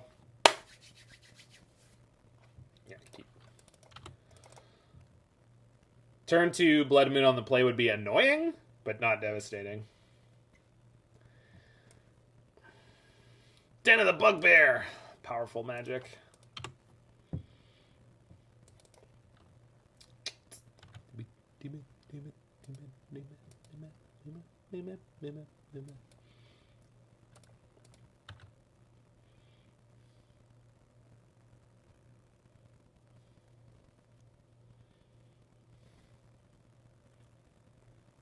So I play Strand here and I pass. Because this means I can get blue if they Blood Moon and then play Temple Garden and pick up the... Start picking up lands with Wrenn and Six.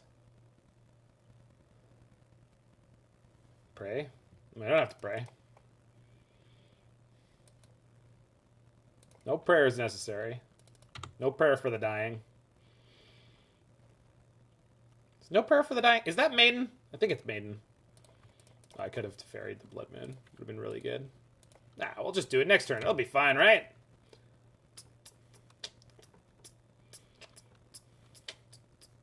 Plain-bound Accomplice. They are going to get blown out so badly if they do the thing.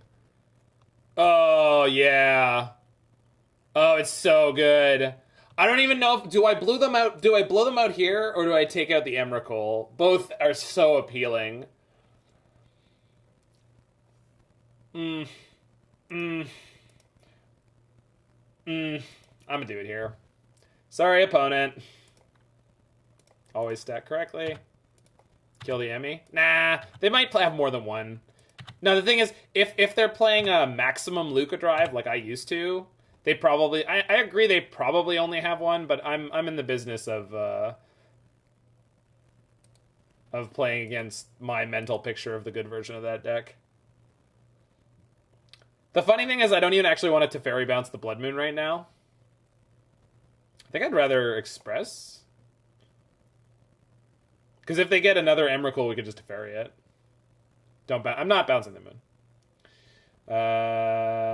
So, hand, bottom, exile, put that.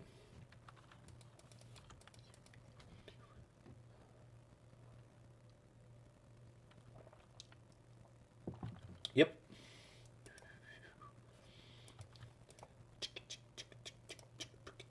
They didn't hit a single creature. These decks are very janky. Alright. Ah, no, that's not what I wanted to do. It's fine, we can't fetch it anyway.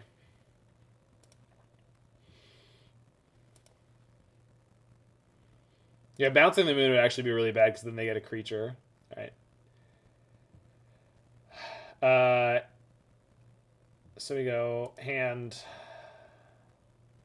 bottom, exile. Play this. Put Uriah in my hand and go end step and discard 2? I guess they're both lands, so I could just pick them up again with Wrenn and Six or Wrenn and Six. Alright.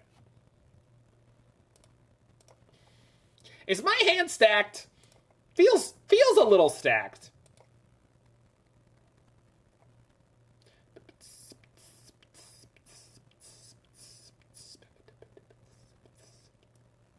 Stamp.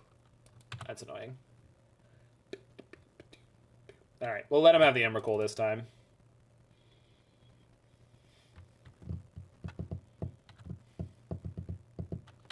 We're just gonna bounce it, right? No, we just bounce this one, and then if they get it back, then we have a Solitude.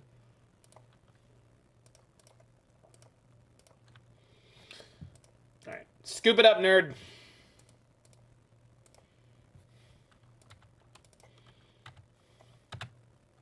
Stop, Zach, you're bullying him. The Legion War Boss and Spyro? Yikes. Dude's doing work.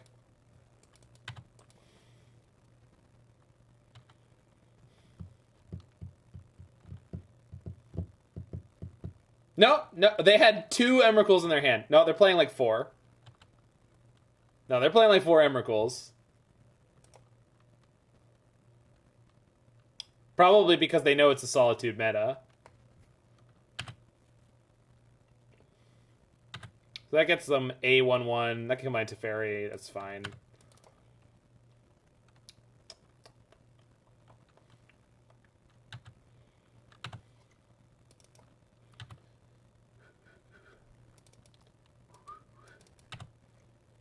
So now... This guy is really annoying.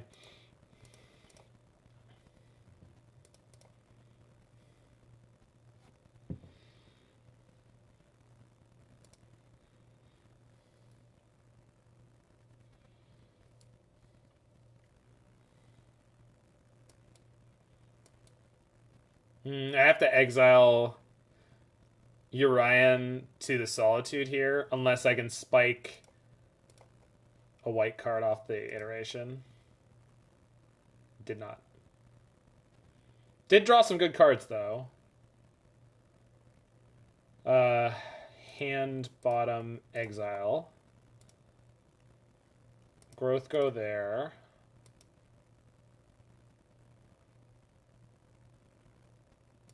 Ping. Ew, it's pretty good. It's alright.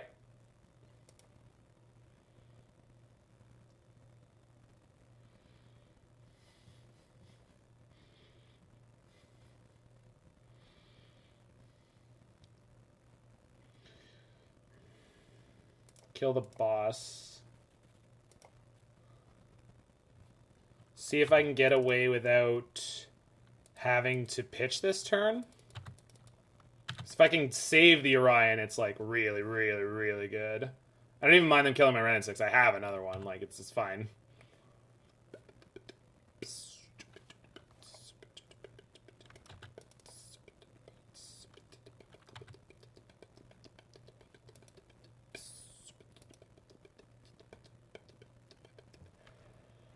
Alright.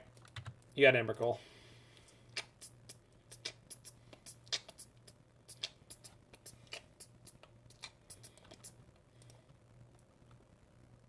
Yeah, it's fine.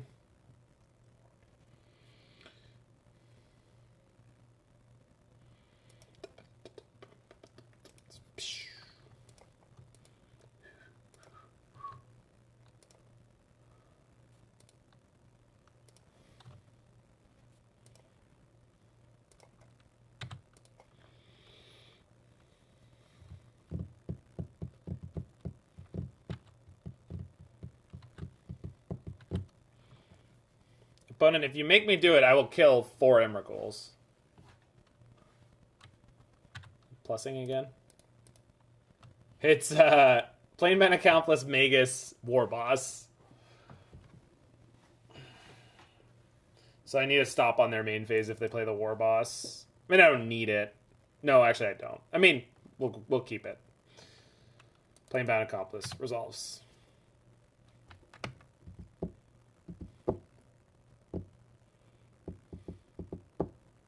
Backup Luca resolves.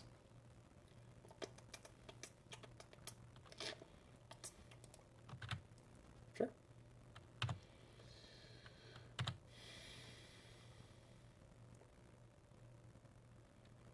Would you like me to gain life? So the problem here is I want to flicker the Solitude, but then I can't attack with it. But what we do is we just play Orion on our turn and exile the Emrakul with that, and then have Ephemerate up. Are they on Force of Vigor? I assume so at this point.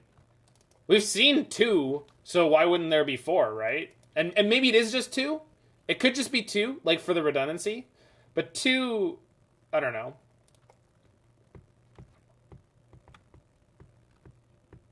Yeah, I just don't want to do that, Kaya. I just, because I have a Witness in my hand, right? And it's just, that just feels loose. Like, the way this game is going right now, I just don't feel like I can lose. So why would I put myself in a position where, like, I would be losing a very powerful resource? You could just Witness Bolt? Oh. Yeah, we'll probably do that. And if we're going to Witness the Bolt, let's do it now.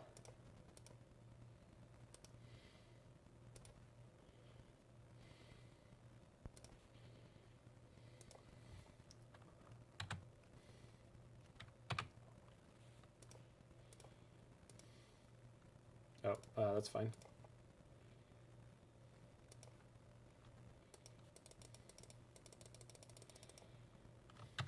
Does anyone remember the part where our 4-color deck spent the entire game under Blood Moon and just didn't care? Yeah, me neither. Holy shit. I love Abundant Growth. It may not be Arkham's Astrolabe, but God bless it. And it's even better in paper. That's the scary thing about Abundant Growth. It's better in paper than it looks there. That's bananas.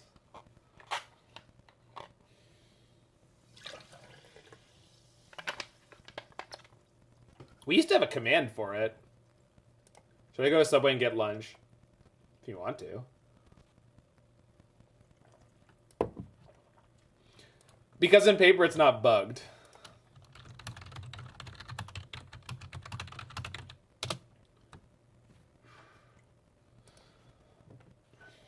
Yeah, good hand in the dark.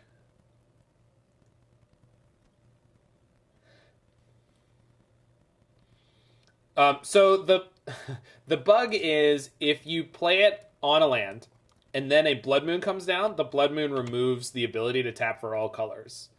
And you might be thinking to yourself, well, Zach, you clearly just don't understand the rules. I mean, that's working as intended. And that is exactly what I thought too. And then Mord told me, no, it's bugged. And I said, no, it's not. You're wrong. And eventually, I looked it up. Well, first I asked my judge group. And they were all on my side. And then I actually bothered to look it up. And then I went to them and I said, guys, we're wrong. I'm an idiot. You should just looked it up. Why didn't I just look it up? Just look it up. So maybe a mirror match?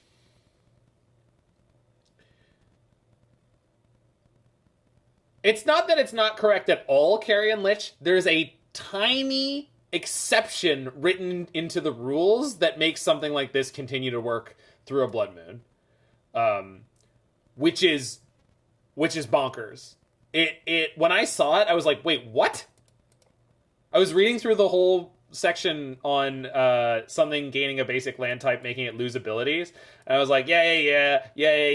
Oh, I'm clearly right. Look how right I am. Oh. There's this one little clause that it's like, unless it's an ability that's giving in something like this. Like it... I don't remember... It's not... We had a command for it.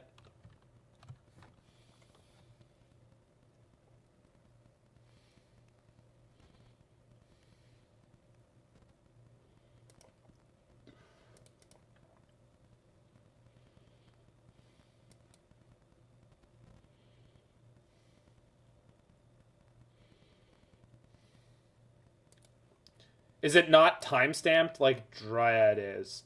No, because it's not on the type layer. That's the important thing about this interaction is it doesn't take place on the type layer. And there's just an exception that's written into the rules that says this keeps working. This is not a problem.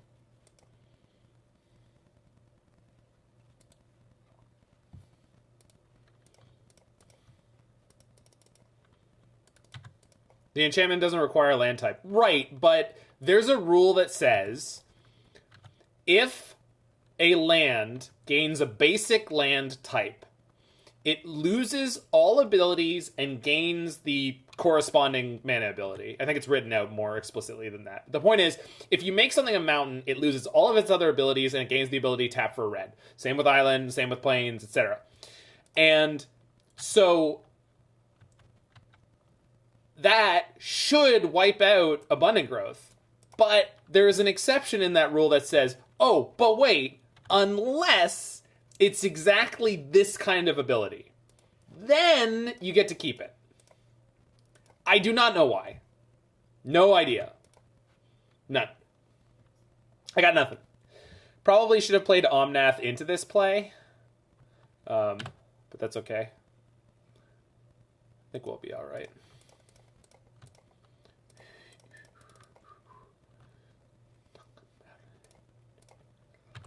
Your sweet love will make it right.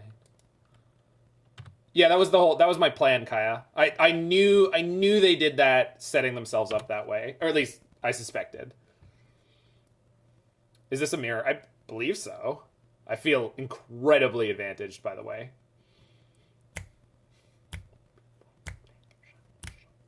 Action, I wanna live and action, I got so much to give. So we can go this.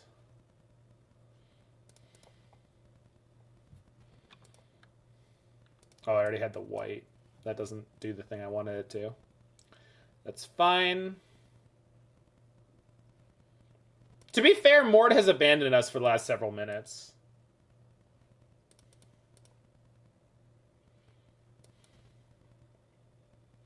But I've got Tunneling Cat, and that's almost as good. In many cases, better. Not this one, though.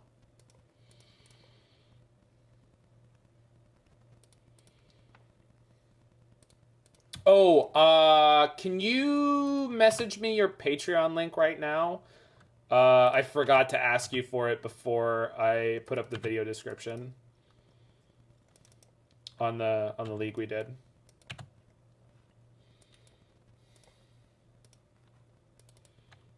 They got an Ice-Fang? Sure.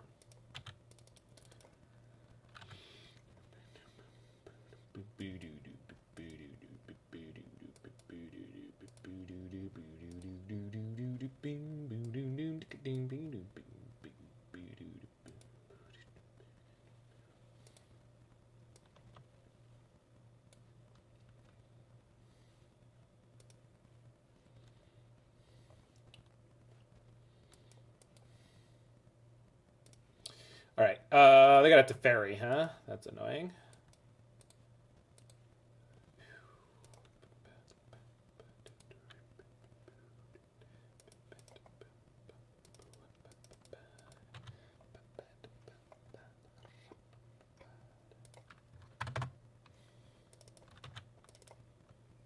They bounce their own Ice-Fang? Ooh, that's it's not a good look, opponent.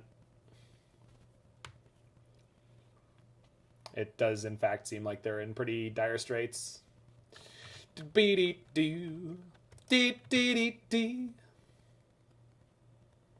Song of September. I don't know how you don't know that, Alex.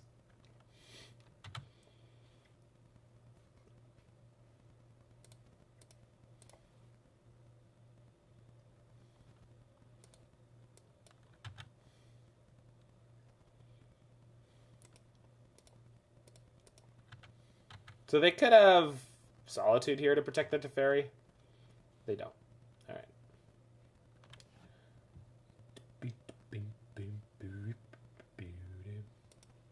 Your mom didn't know this song? This is such a mom song. Is she not white? Because then I could understand it, I guess. Or not natively North American, I guess.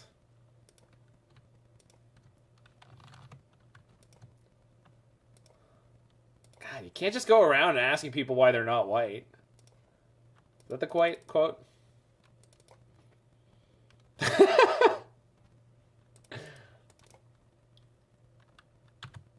Wow, that's amazing, Canada, man. That's shocking. This kind of music was like the only kind of music I knew that existed when I was growing up. My single parent family.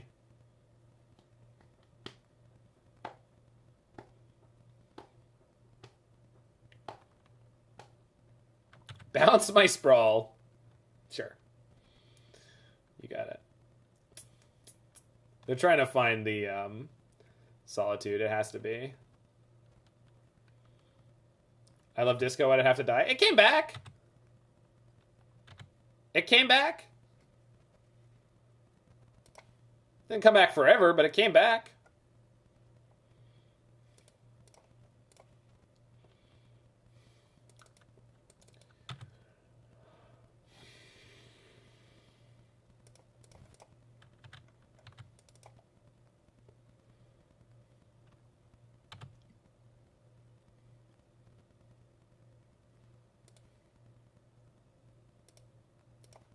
So I think I have guaranteed lethal here. Just trying to figure out how it works, but I think so. Yeah, okay, good. They didn't have an out for that, but I had the out for their out, which was Ephemerate my Solitude to blow out their Solitude. So they were going to take 4... Oh, but then they wouldn't... I don't think it was guaranteed lethal. It was close enough.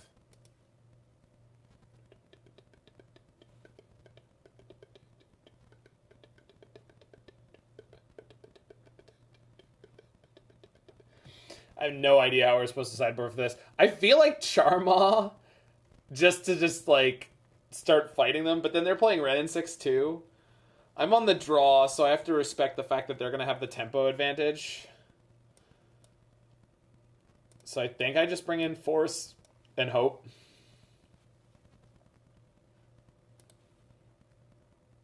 Fun Endurance. I was thinking about the Endurance, but like... I guess it's just a flash 3/4 that can harass some of their stuff. It's kind of like the Niv Mirror.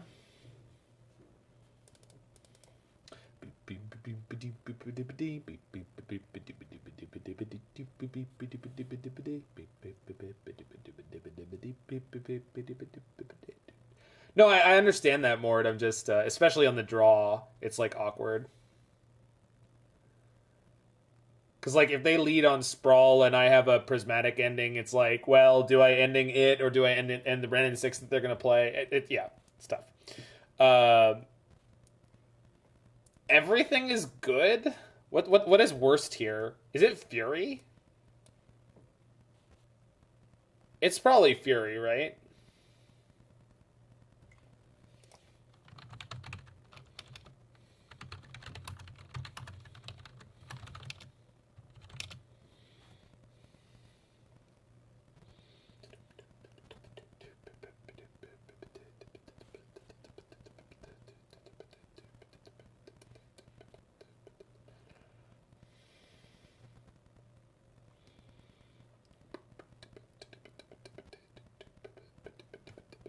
But then if tempo is what we're really worried about, Fury is important.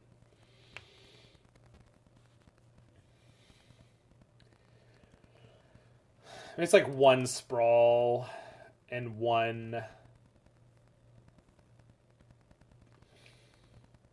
No, because Sprawl helps us go tempo.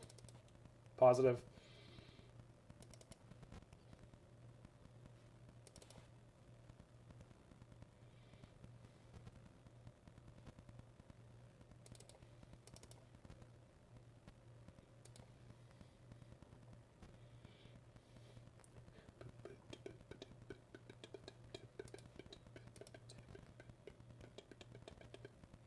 All right. Not my favorite hand, but it's a hand.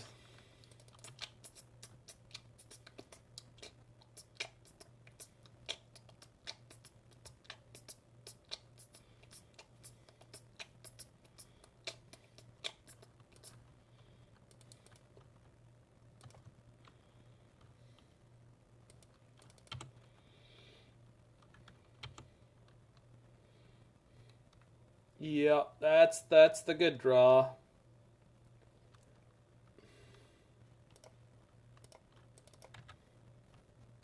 So I'm going to snag their fetch land on the next turn.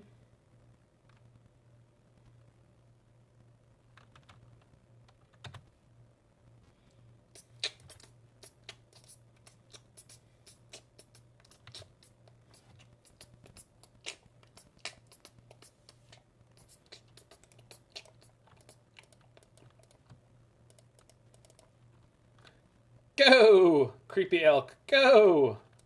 Scraw! Let's see them fail their land drop. Failed your land drop, opponent. Fail it. Uh-oh. Oh, well, that's horrible. All right. Yep.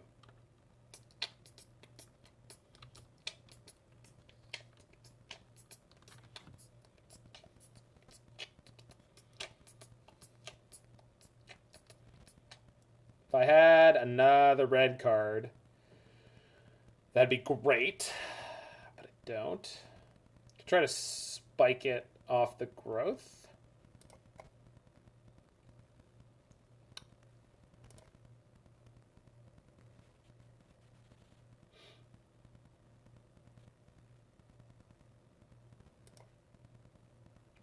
Or an Ephemerate? Yeah. Nope.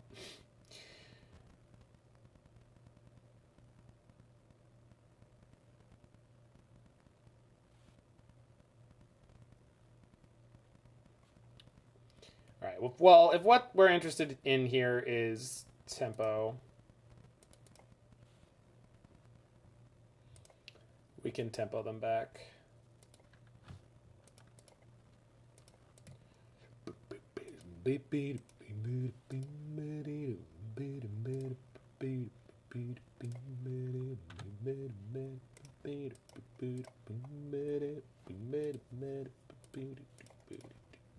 All right.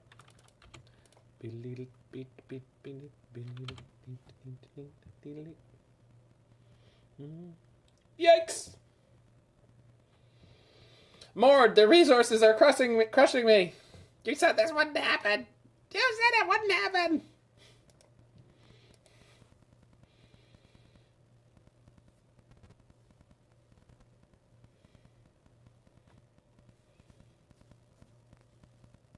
Oh my god, why?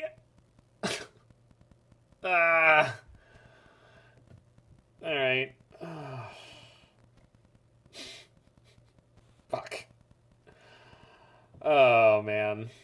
That's tough.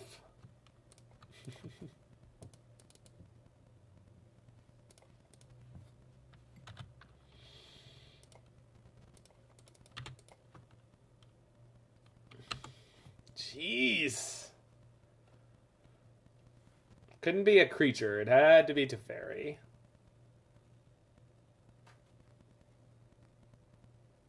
Yep. Oh, goodness.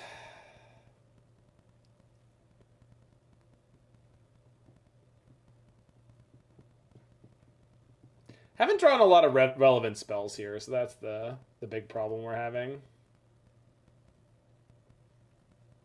They've got a Solitude. This is over.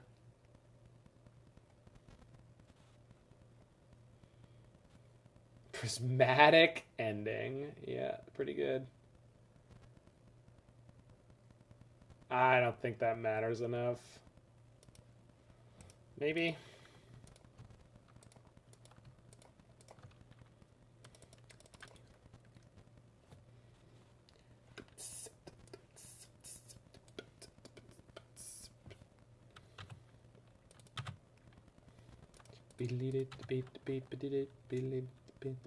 Yeah, all right. I'm off it. All right, game 3. Dispatched in brutal fashion there. There's it. Teferi after Teferi.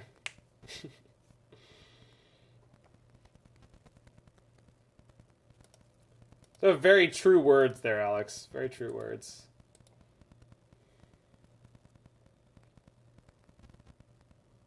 All right.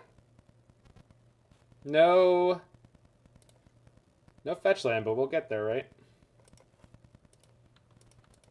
I assume. Random quote always love. It really does.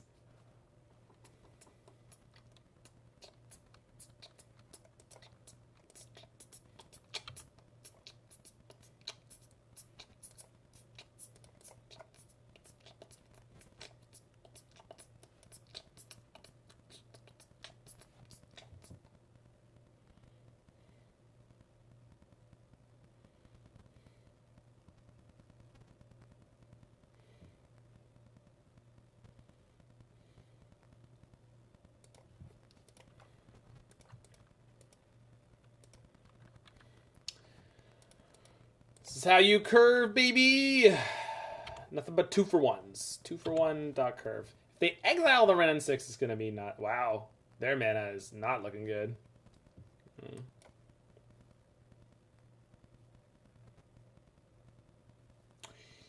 But our general position within this world is not looking that good, so not the best.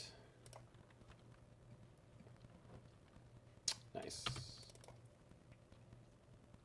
I don't know if I was supposed to tick up or down there. I feel like ticking down in this matchup is just like pretty important. Yep. And I got a 2-for-1 out of it. They can't.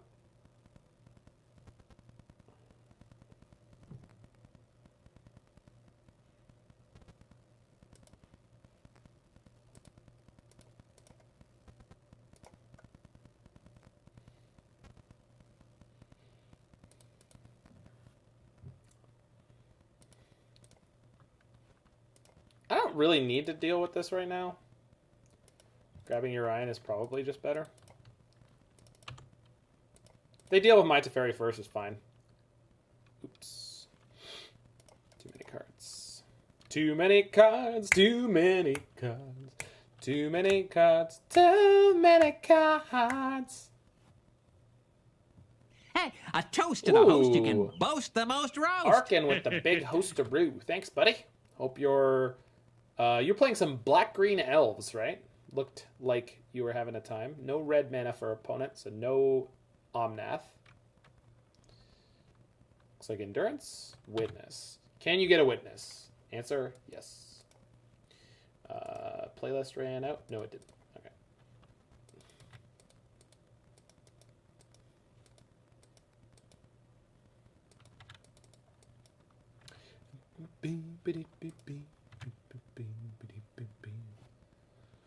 Alright, so they have a Prismatic Ending. I actually want to end their Witness more than anything else. Then they have to spend most of their next turn ending my Teferi. Although if I end their Teferi, then I can Solitude their Witness if I need to. I have a backup Teferi anyway.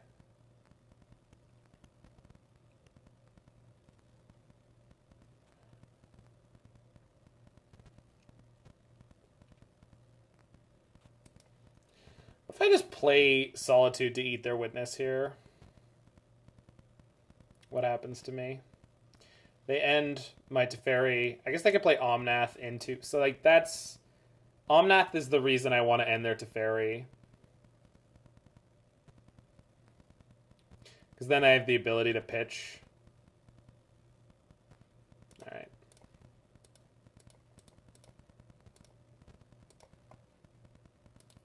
They end my Teferi. I guess I could just Solitude the Witness in response, but I don't really want to do that.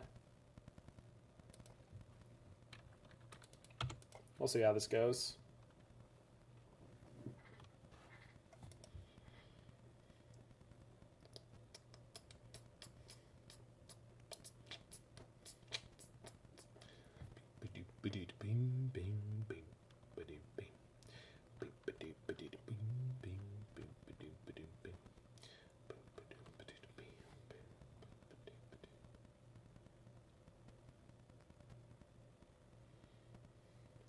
Solitude their Witness, then play Teferi Witness on my turn, then bounce my Witness.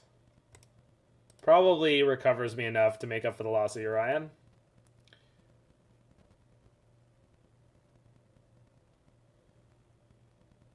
I think so.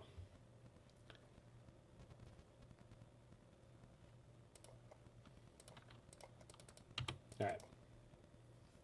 I'm not sure about that play, but we'll find out.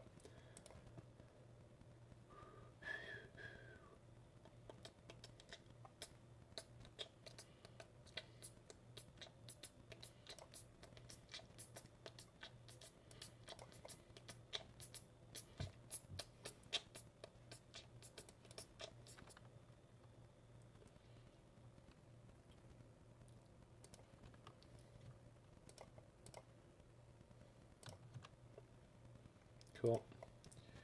What do I want to pick up here? Solitude? Yeah, I think so.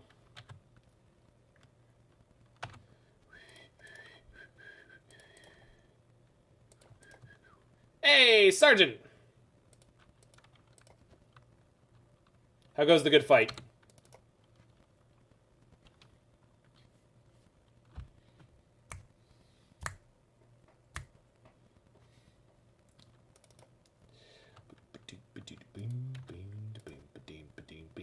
They had another Prismatic Ending. Fair enough. Death Cloud? Do love me some Death Cloud.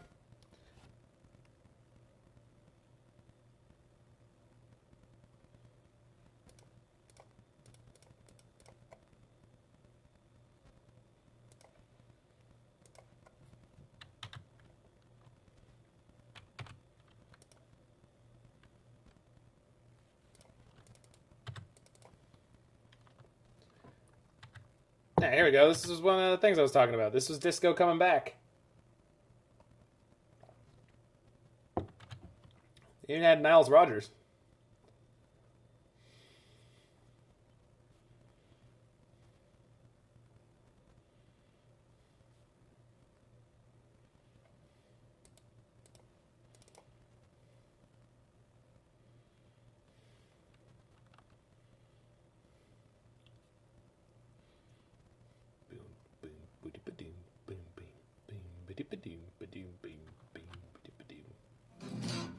Hey, Sergeant, thanks for the resub. Enjoy your fully fleshed out donut. No bite out of that one anymore.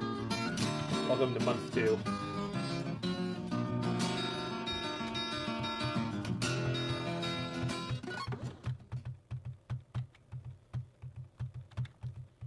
Let's go. Let's go! So, red.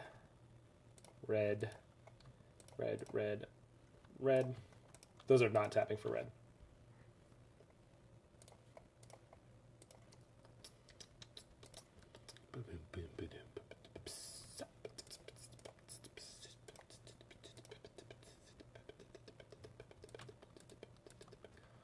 Oh!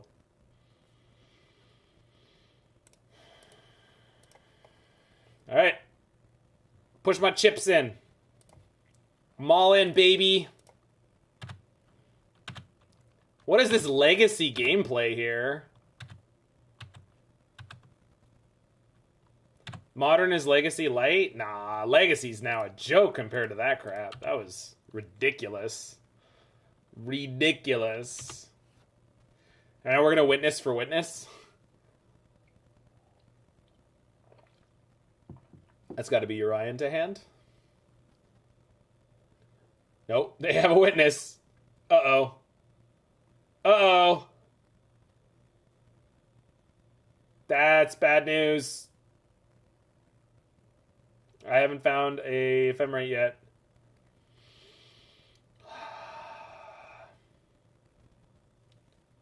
So I can go witness for witness, but I can't punch through. I need to draw removal. Oh man. I'm in so much trouble right now. Crap. Oof.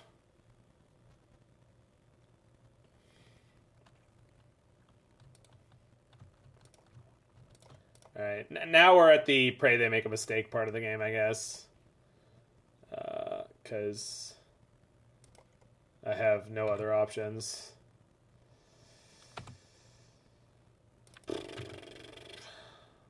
They know the only card in my hand. I think I screwed up my turn here. They're just taking it. Alright, that's free for me. They should not. They should have known that they could fight through there. But I am in huge trouble. Yep. Oh my god. Oh my god. Blech.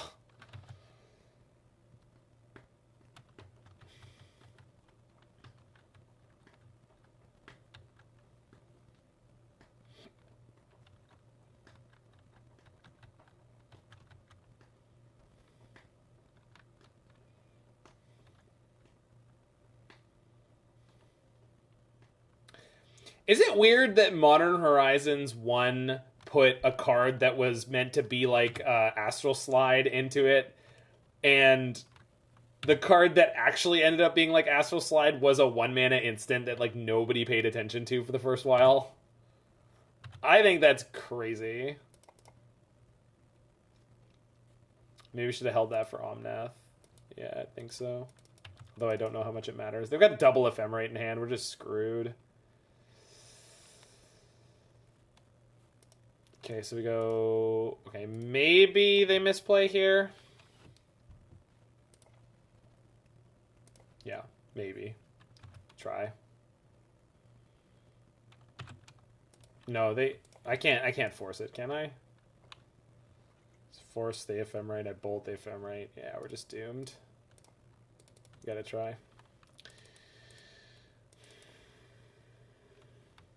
Should have attacked first? I should have attacked first. Gosh. They let it go? Oh my god. That's terrifying. What does everyone eat their granola with? Flavored yogurt, unflavored yogurt, milk, non-dairy milk, dry. Flavored yogurt or...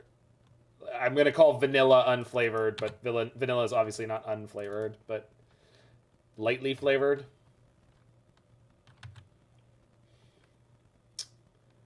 Yeah, this is a problem. I didn't board in Charmaw. I don't know that it's right. Maybe I should have done it on the play. Yeah, we're just going to get Stone Rained into Oblivion here. But maybe I can burn them out.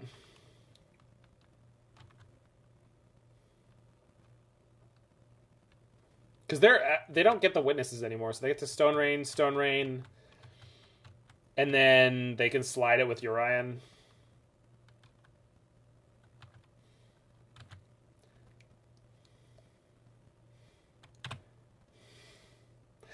I have never been able to enjoy rice pudding since I think probably I was a child. I don't know why. The flavor and the texture just get me, which is weird because it's not really that much different from like oatmeal. Jeez. Oof. Opponent, it's so much. It's so much.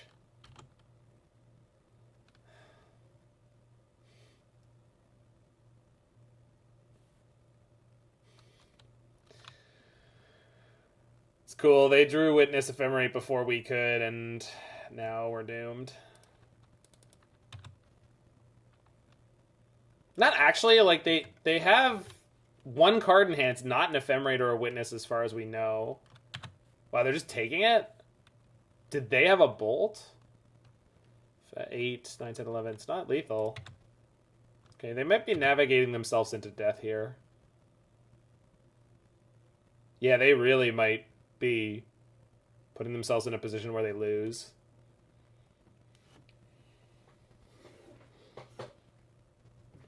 So Teferi? Teferi's annoying, but not that annoying. Okay. And then what?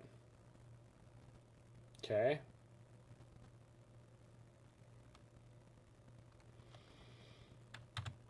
Okay. If they attack, we win. Even if they don't attack, we might win?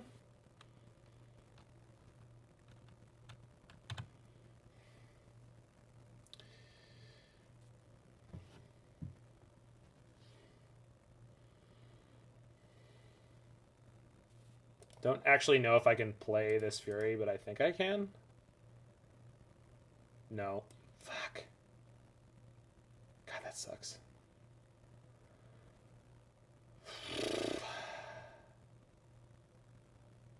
I shouldn't have fetched right away.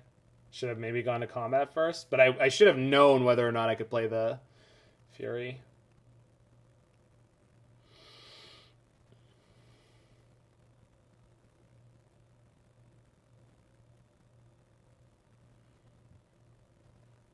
So grab this, because that other land doesn't really help me. If I attack with these, can I wipe their board? But I can't play the Fury. If I attack with these, I could threaten to wipe their board. But we can kill the Charmaw and the Teferi if I attack. So I guess I will. I'm assuming what happens here is they don't block both. And then we just get the cheese kill. But we'll see. They do block both. Shit.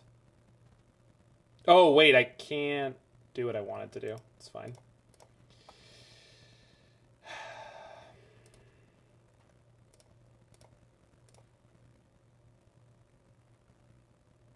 Yep. All right. Damn it. I can't believe we didn't have the red there in the library. Charmaw with Ephemerate just ate us.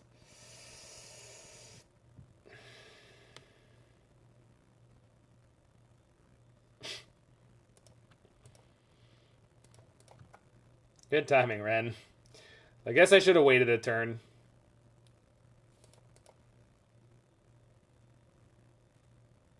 Grab a Triome to cycle. If I do that, they probably attack the Wrenn, but that's probably okay, because I can find a Solitude to beat the Charmaw. Okay.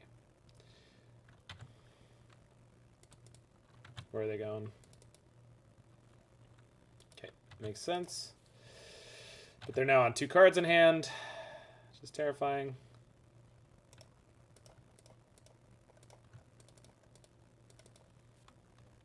Okay. Okay. Big Daddy. Take me home, Daddy. Trigger. Take me home, Daddy!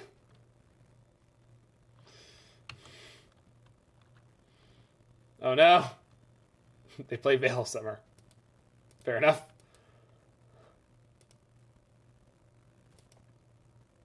Oh no. Fuck. Alright. Not over yet. Not over yet.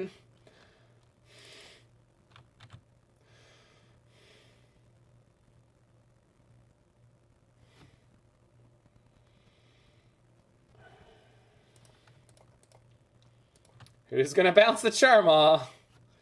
Sure is me. What is this? Oh no, what is this? Ice-Fang? Alright, that's not lethal. It will kill my Teferi.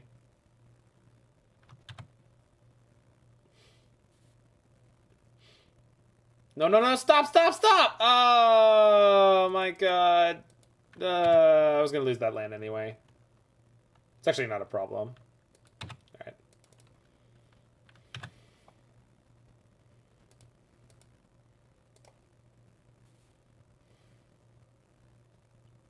Rats. I mean, that's okay for next turn.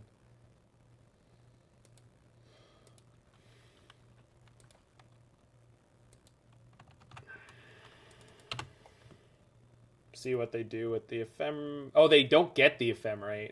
Thanks, Teferi.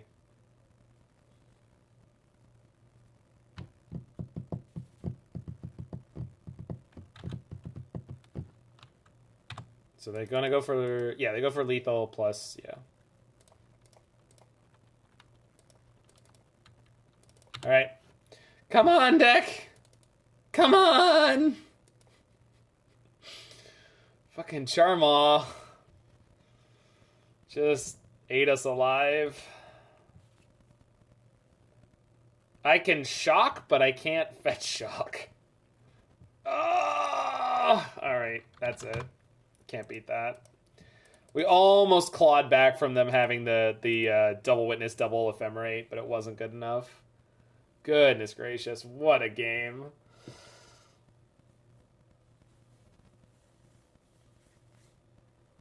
So I guess bring in the Charmaw in that matchup. Jeez. It's a really, really tough match. There's a lot of coin flips in the beginning. Yeah, it was a really fun match. It's really tough RNG and really tough play patterns. Yeah, I'll keep this in the dark. Luris? Yeah, sure. It's a good hand against most Luris decks. Is it? No, it's not a good hand against Hammer. But it could easily become a good hand against Hammer.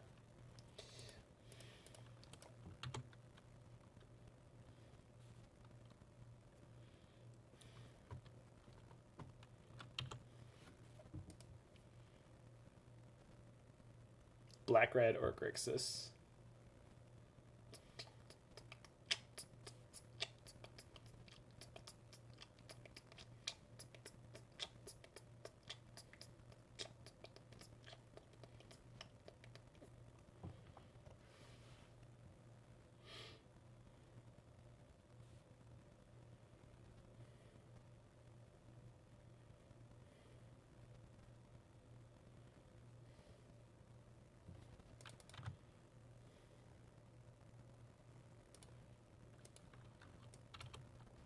They knew I was drawing into Witness.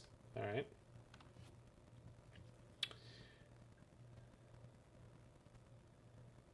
This matchup should be very easy unless they can get ahead of us. Nothing in my hand allows us to play catch-up yet.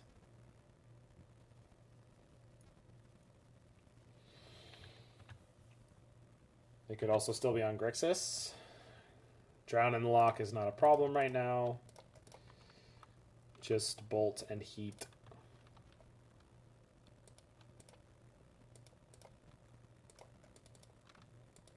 Nice. Got him. Next one could get countered, but that's okay.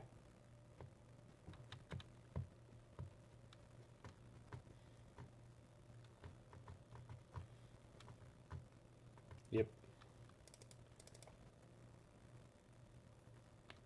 Why don't Ponzadex play Growth over Sprawl? Sprawl accelerates you. Growth just fixes colors. Is that... You may be misunderstanding the text on Abundant Growth? It doesn't give you extra mana. It just allows the land to tap for any color. Ponza wants to turn 2 Blood Moon people. So it's pretty important for them to have the acceleration.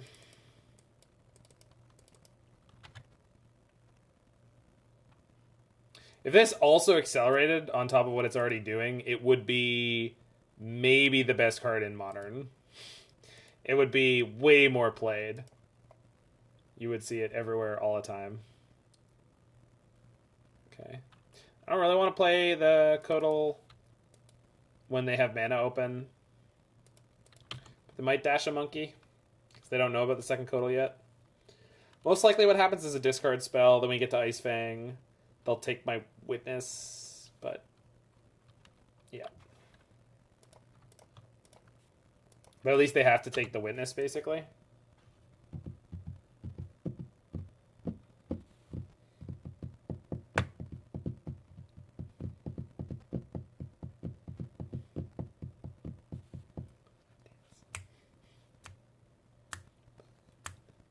By Omnath.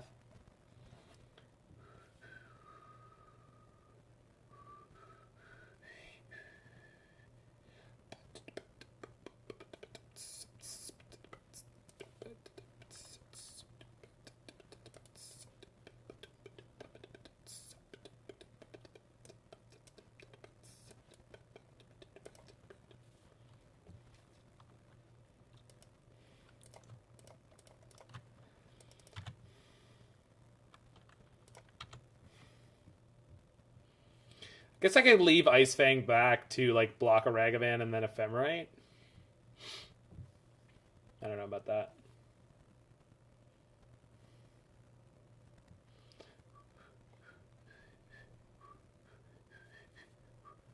All right.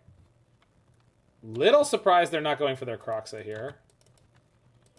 But okay. They know I have Urian in my hand, right? Oh, but they can drown it. Right.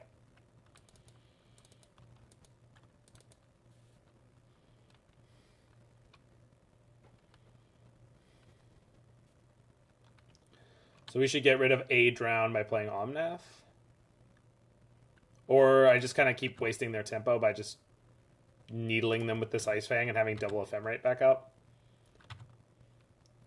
They didn't grab their Luris, so now they're kind of forced to action on end step.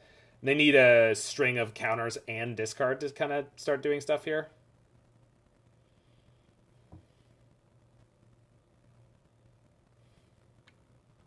Sure. They're expressing themselves!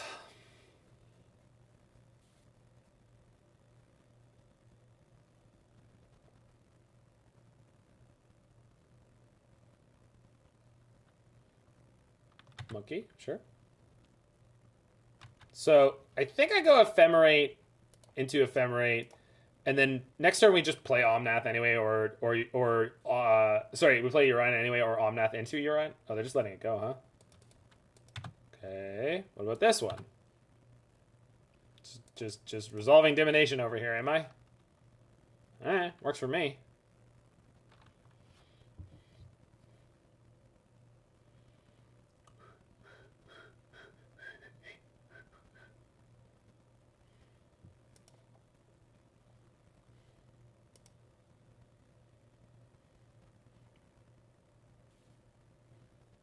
Oh, I was playing Omnath this turn. I should have done it before I...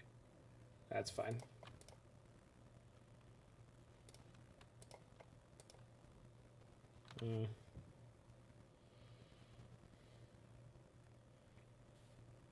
Sequencing here is tough.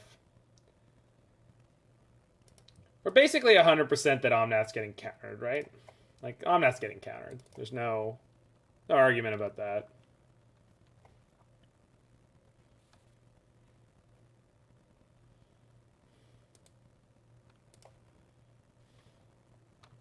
I don't think there's any reason to be too stingy with my lands.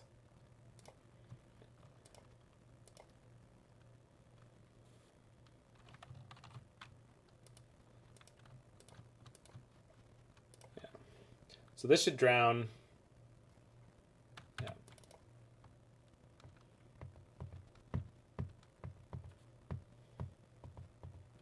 Mm-hmm.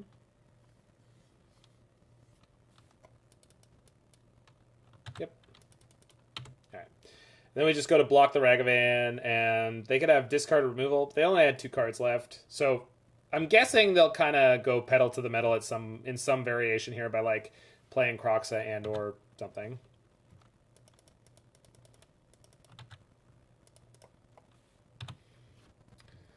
So if I want to get something else out of them, I play Ephemerate here. Because I don't really care about killing a monkey. Monkey's pretty lackluster at the moment.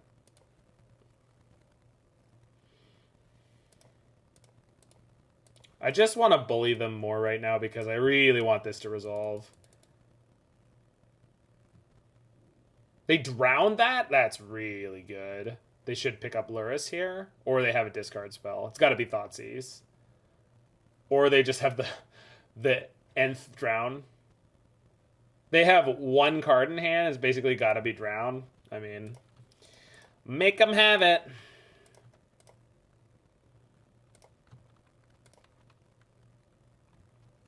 No. Oh. That's also pretty bad. Okay, we hadn't seen a shadow yet, so I'm not going to blame myself for not realizing that was coming.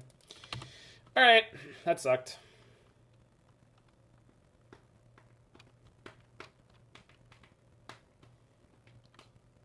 I haven't seen anything else in their deck that would have indicated that that was going to happen. They're at 6, though.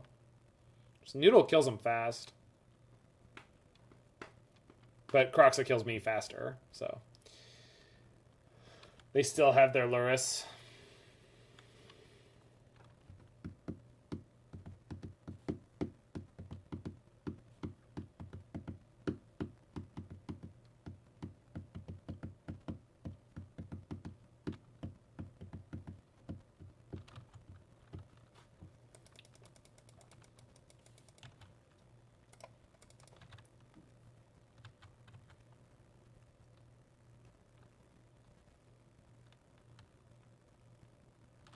DRC. Quality blocker. I mean, we're already dead, right? So. Okay.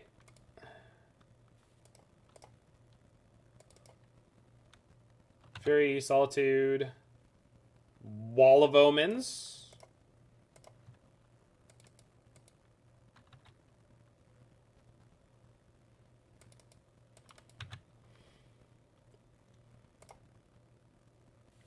Attacking here means I'm dead to them having removal. Am I? No. Double removal, yes. But single removal, no. And this puts them dead on board. Alright. No, I'm dead to single removal if it's cheap enough, because the Crocs is going to kill me. Unless I cycle into a non-land card.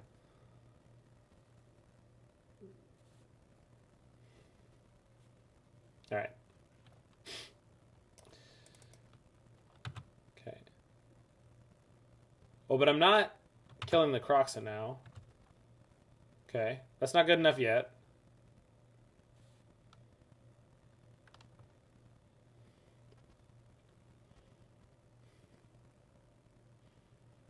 They have to attack with the DRC, so the only choice for them here is attack. And we cycle before the Croxa trigger.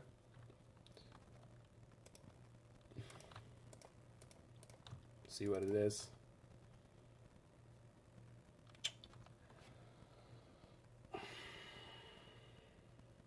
So if they have Bolt in hand,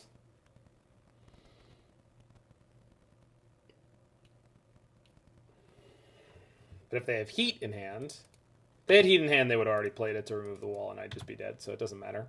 So we discard the Witness, we see if this is good enough. Got him. Woo! Tight one. Chat, I found lethal. I did it! Yay! I'm as shocked as all of you are. So we just need endurance here. And Teferi's not great. I mean, it's good in this deck in general. But,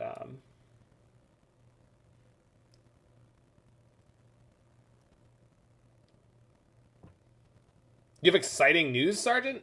Please, share with the class. Am I ready to see the new Cloud list? I'm always ready for Death Cloud list.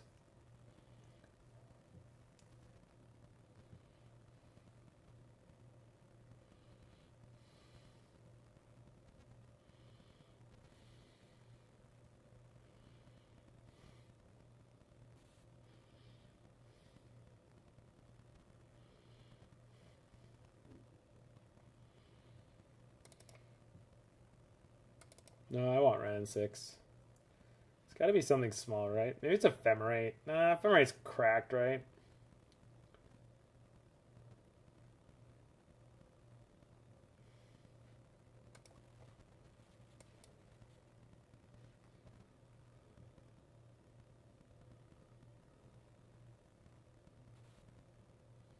It's just a sprawl. Just a sprawl.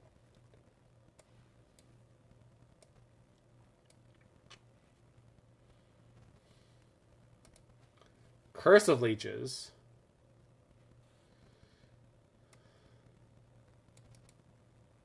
Oh, I see.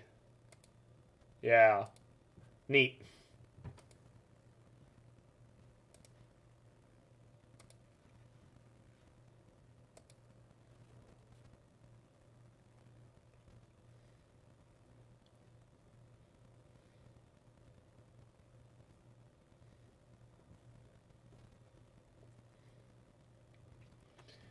Is it not infinitely better to splash red and fit some number of Wrenn and Six into your Deathcloud deck?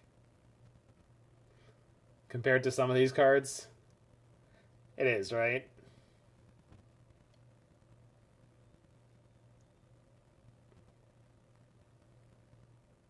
Yeah, keep this. I mean, yeah, I mean, the Wrenn and Six is like the most important part. Crux is just icing. Alright, take one of my cards. Take the bolt.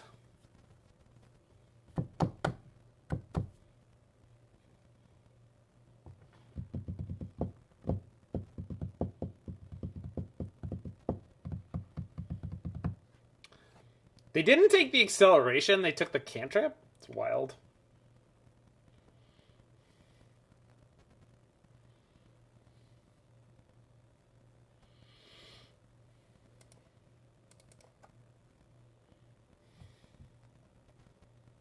Wrenn and Six. No, don't play Wrenn and Six. That's you don't need to play cards like that in that deck. It's just not necessary.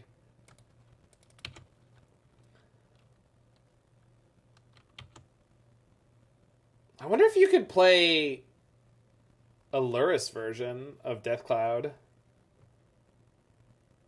Needs not the question. Fair enough. Fair enough.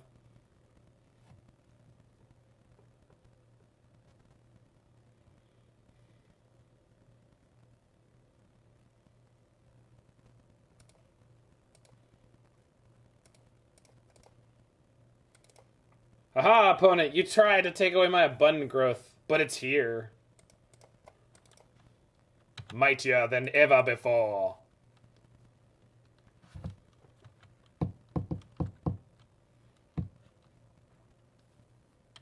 Uh-oh. We're getting Croxed, aren't we? Well, that's bad news. Oh, no, we're not. Good. Thank goodness.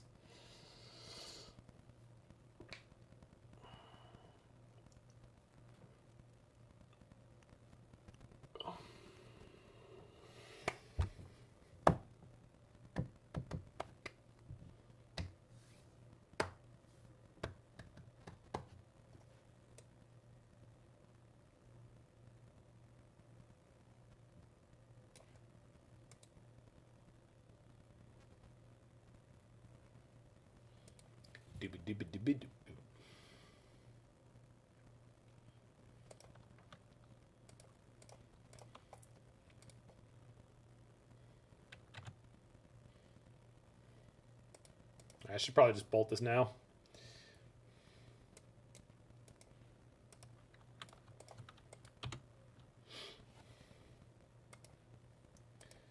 I kind of regret not putting Orion in my hand earlier, but at the same time, it's just so easy for them to Thoughtseize you right afterwards. Please Thoughtseize me now. Gosh, that is not what I wanted to see.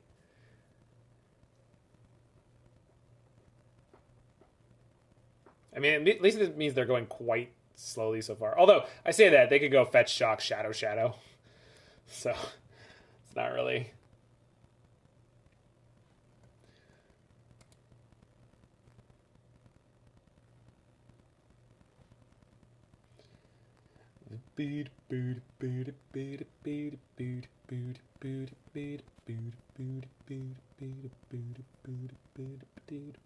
Perfect. Thank you, opponent.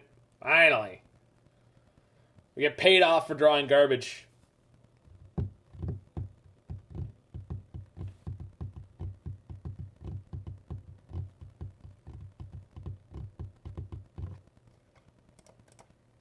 Immediately draw a cheap spell. Nice, nice. Give me more, give me more. Yep, this is how we do it. I can feel the salt radiating through the screen here.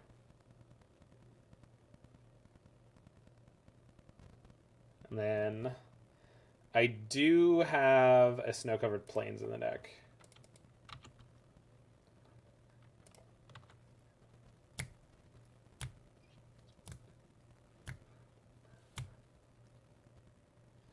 We're on 5 mana. There's very little chance we can get to the point where we can put Uriah in the hand and immediately cast it. Also, before I played that Prismatic Ending, we were actually at 4 cards in Graveyard, which makes it more difficult for them to...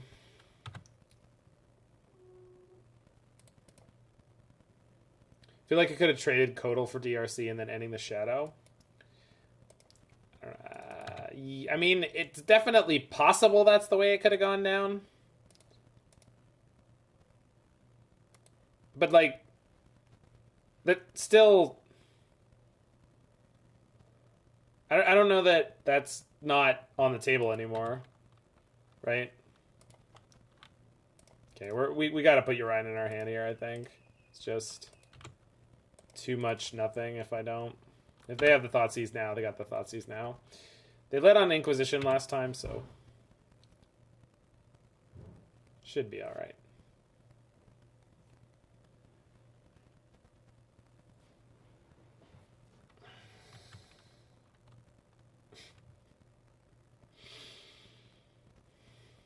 And the removal spell? So that's the thing, is like the... Maybe I could have put Uriah in my hand at the same time I had the ending. Does that work out? I'm taking your 5. If it's 8, that's fine by me. Alright. Omnath? Something? Okay. That's a something. Let's go. Yep. That's a something.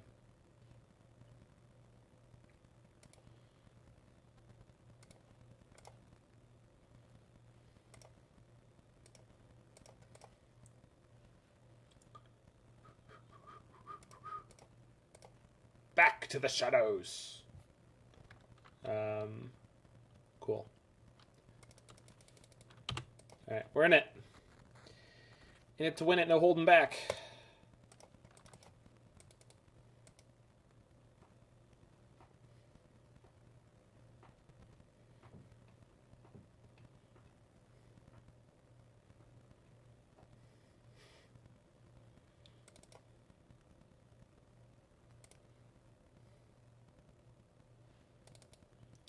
Flame of Udun. Were their last 2 cards? I know, one of the last 3 cards. Cardboard. Give me cardboard. Shit. Okay.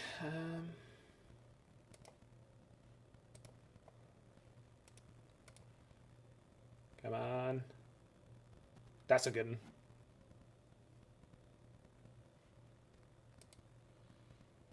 Now we're just ending this, but then I can't endurance.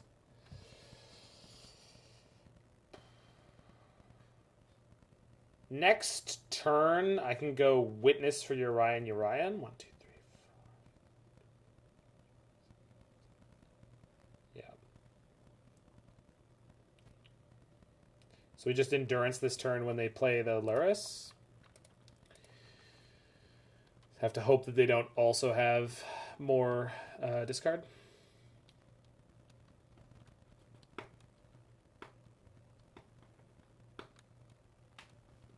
Conservative play would be go Witness for ending and the Shadow.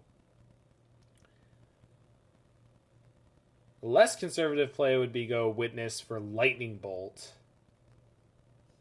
so that I have an out for Lurrus. And I think by far the greediest one is wait for them to play Lurrus, play Endurance.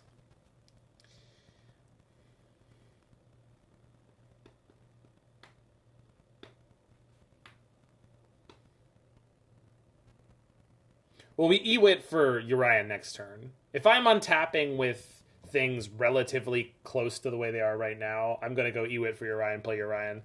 And they're never coming back from that, I don't think. This just assumes that Endurance is good enough to hose the Lurrus. But this is contingent on a lot of things not going wrong. A lot.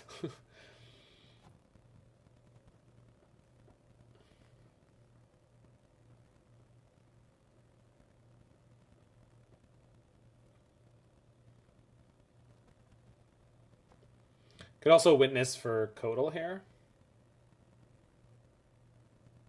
That's pretty good.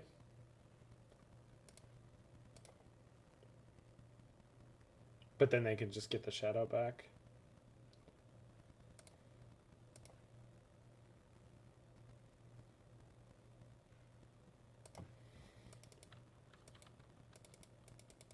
I'm gonna pass. Let's go maximum greed. We almost definitely don't die this turn because of it, so let's see what happens. It's a pretty interesting board state.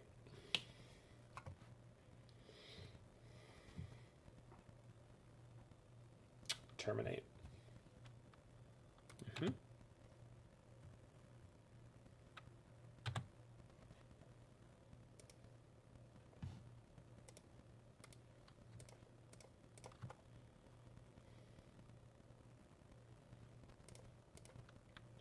Wipe them out. Boop.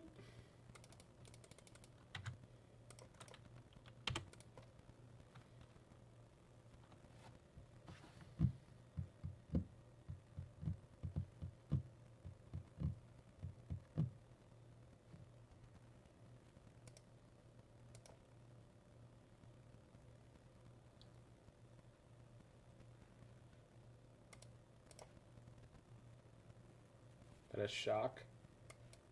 Don't love that, but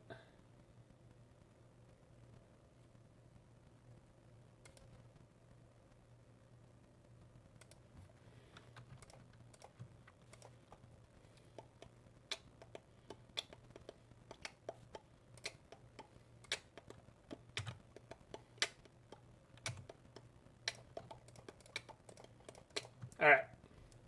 Here we go, baby. The turbo engine has been engaged.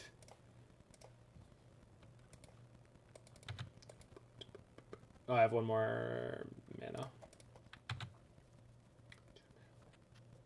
Could have gotten 2 mana out of it. It's probably not relevant. Then Witness gets back. Oh, it would have been. But I can get back Bolt now.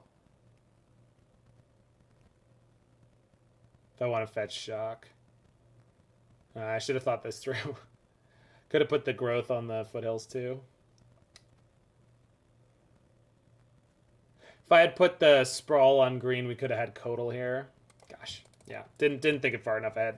It's okay. It's the first time I've done a play like that in a while. So, oh, that's a draw. Okay.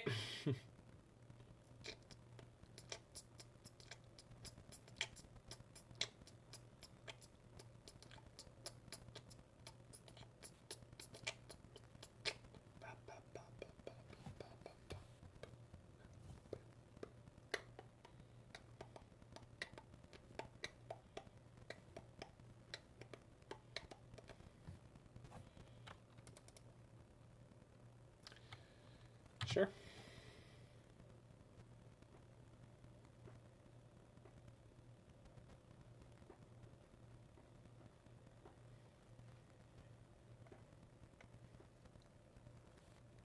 It is elite, although it's very difficult to play even reasonably well.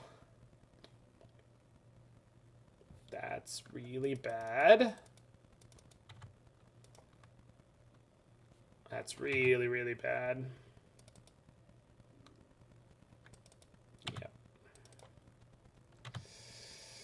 Okay.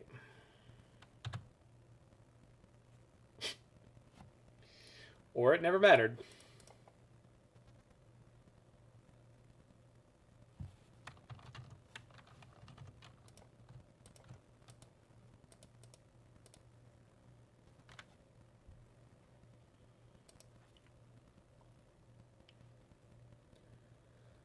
So I can kill the Shadow with Fury plus Bolt. I don't think it's worth it, though. With Lurrus in their hand, they just buy it all back. I could go double draw.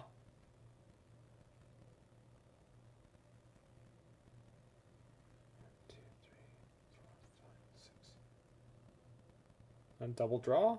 Send back the Shadow. Send back the Shadow. More breathing room is more better, I think.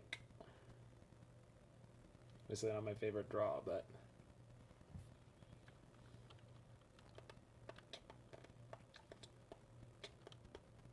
So much land? That's not bad. It means when I draw something like Expressive Iteration, I can just, like, go nutso.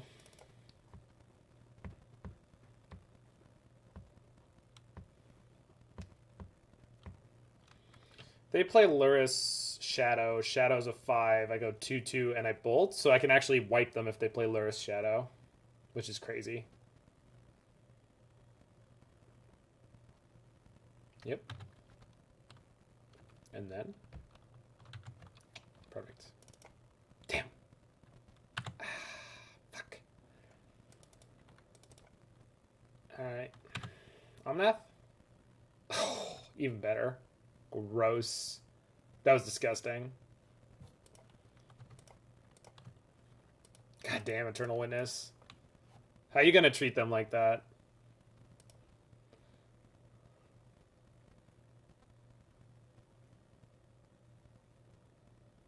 Witness for witness. 1, 2, 3, 4, 5, 6. Witness for Urian, play Urian, bolt the Lurrus, don't worry about the Shadow for a turn. Probably gets me killed.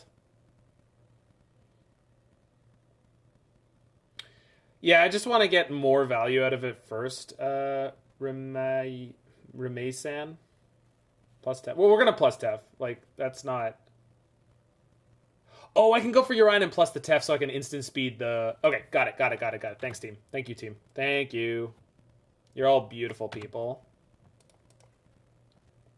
Do you know that? You should know that.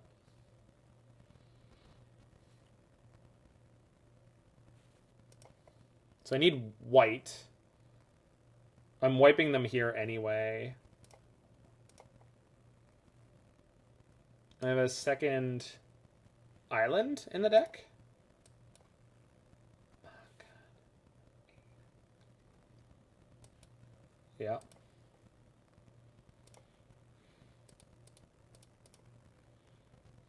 But I can move stuff around too. Yeah, this is super easy. God, disgusting. Disgusting.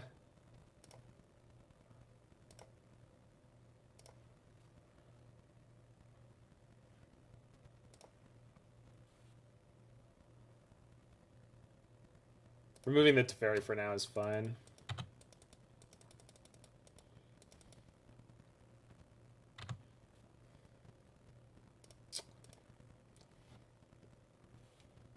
So I'll get a tapped forest. You know what? I'm not going to mess with the Sprawl. I don't need to. They're fetching. Okay. That's fine. Perfect. So Sprawl can be on, I don't know, white. Put it back where it was. This guy goes here. Pick up another witness. Bolt Lurrus. Oh, I was supposed to pick up the ending. We drew Ice-Fang. We'll probably be fine, right? Yeah? Yeah. Because they don't play TBR. We'll be fine. We'll be fine. I was supposed to pick up the Prismatic Ending there. I got overly greedy and distracted. But I have multiple chump blockers here. That's probably fine. Can't imagine how that goes sideways for me.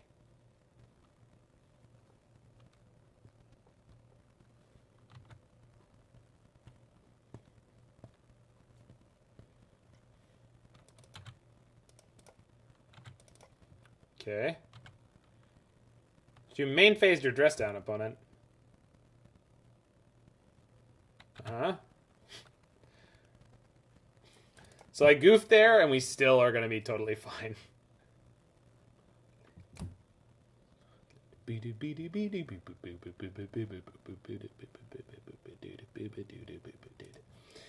They have to do something. They're dead on board.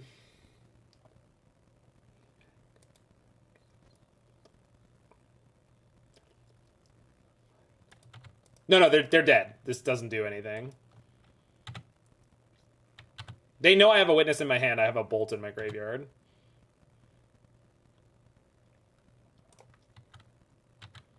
I have a clear line to the kill, so I'm just going to go for it. After playing Omnath.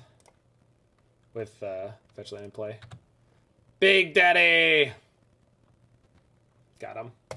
So 3-2 with this deck. It is incredibly complicated to play. The first match, we basically lost to a timeout after a, 40-minute game 1. And then we lost the mirror on game 3, which was really brutal. I don't know if boarding in Charmaw on the mirror is correct or not, but it certainly kicked our butt. This deck is crazy, super powerful. If you want to see someone play it at, a expert skill level, watch my good buddy Mordekaiser, Mord2Light, twitch.com/Mord2Light. Bring to light, but MORDE as the first name there, because he is staggeringly good at this deck. I really don't have any comments on that I could possibly sort of add to this. So I will just say, if you're watching this in the future on the YouTube, make sure you hit that like button, smash that subscribe button, and tell me where every single punt that I made was. Just go nuts. Just roast me.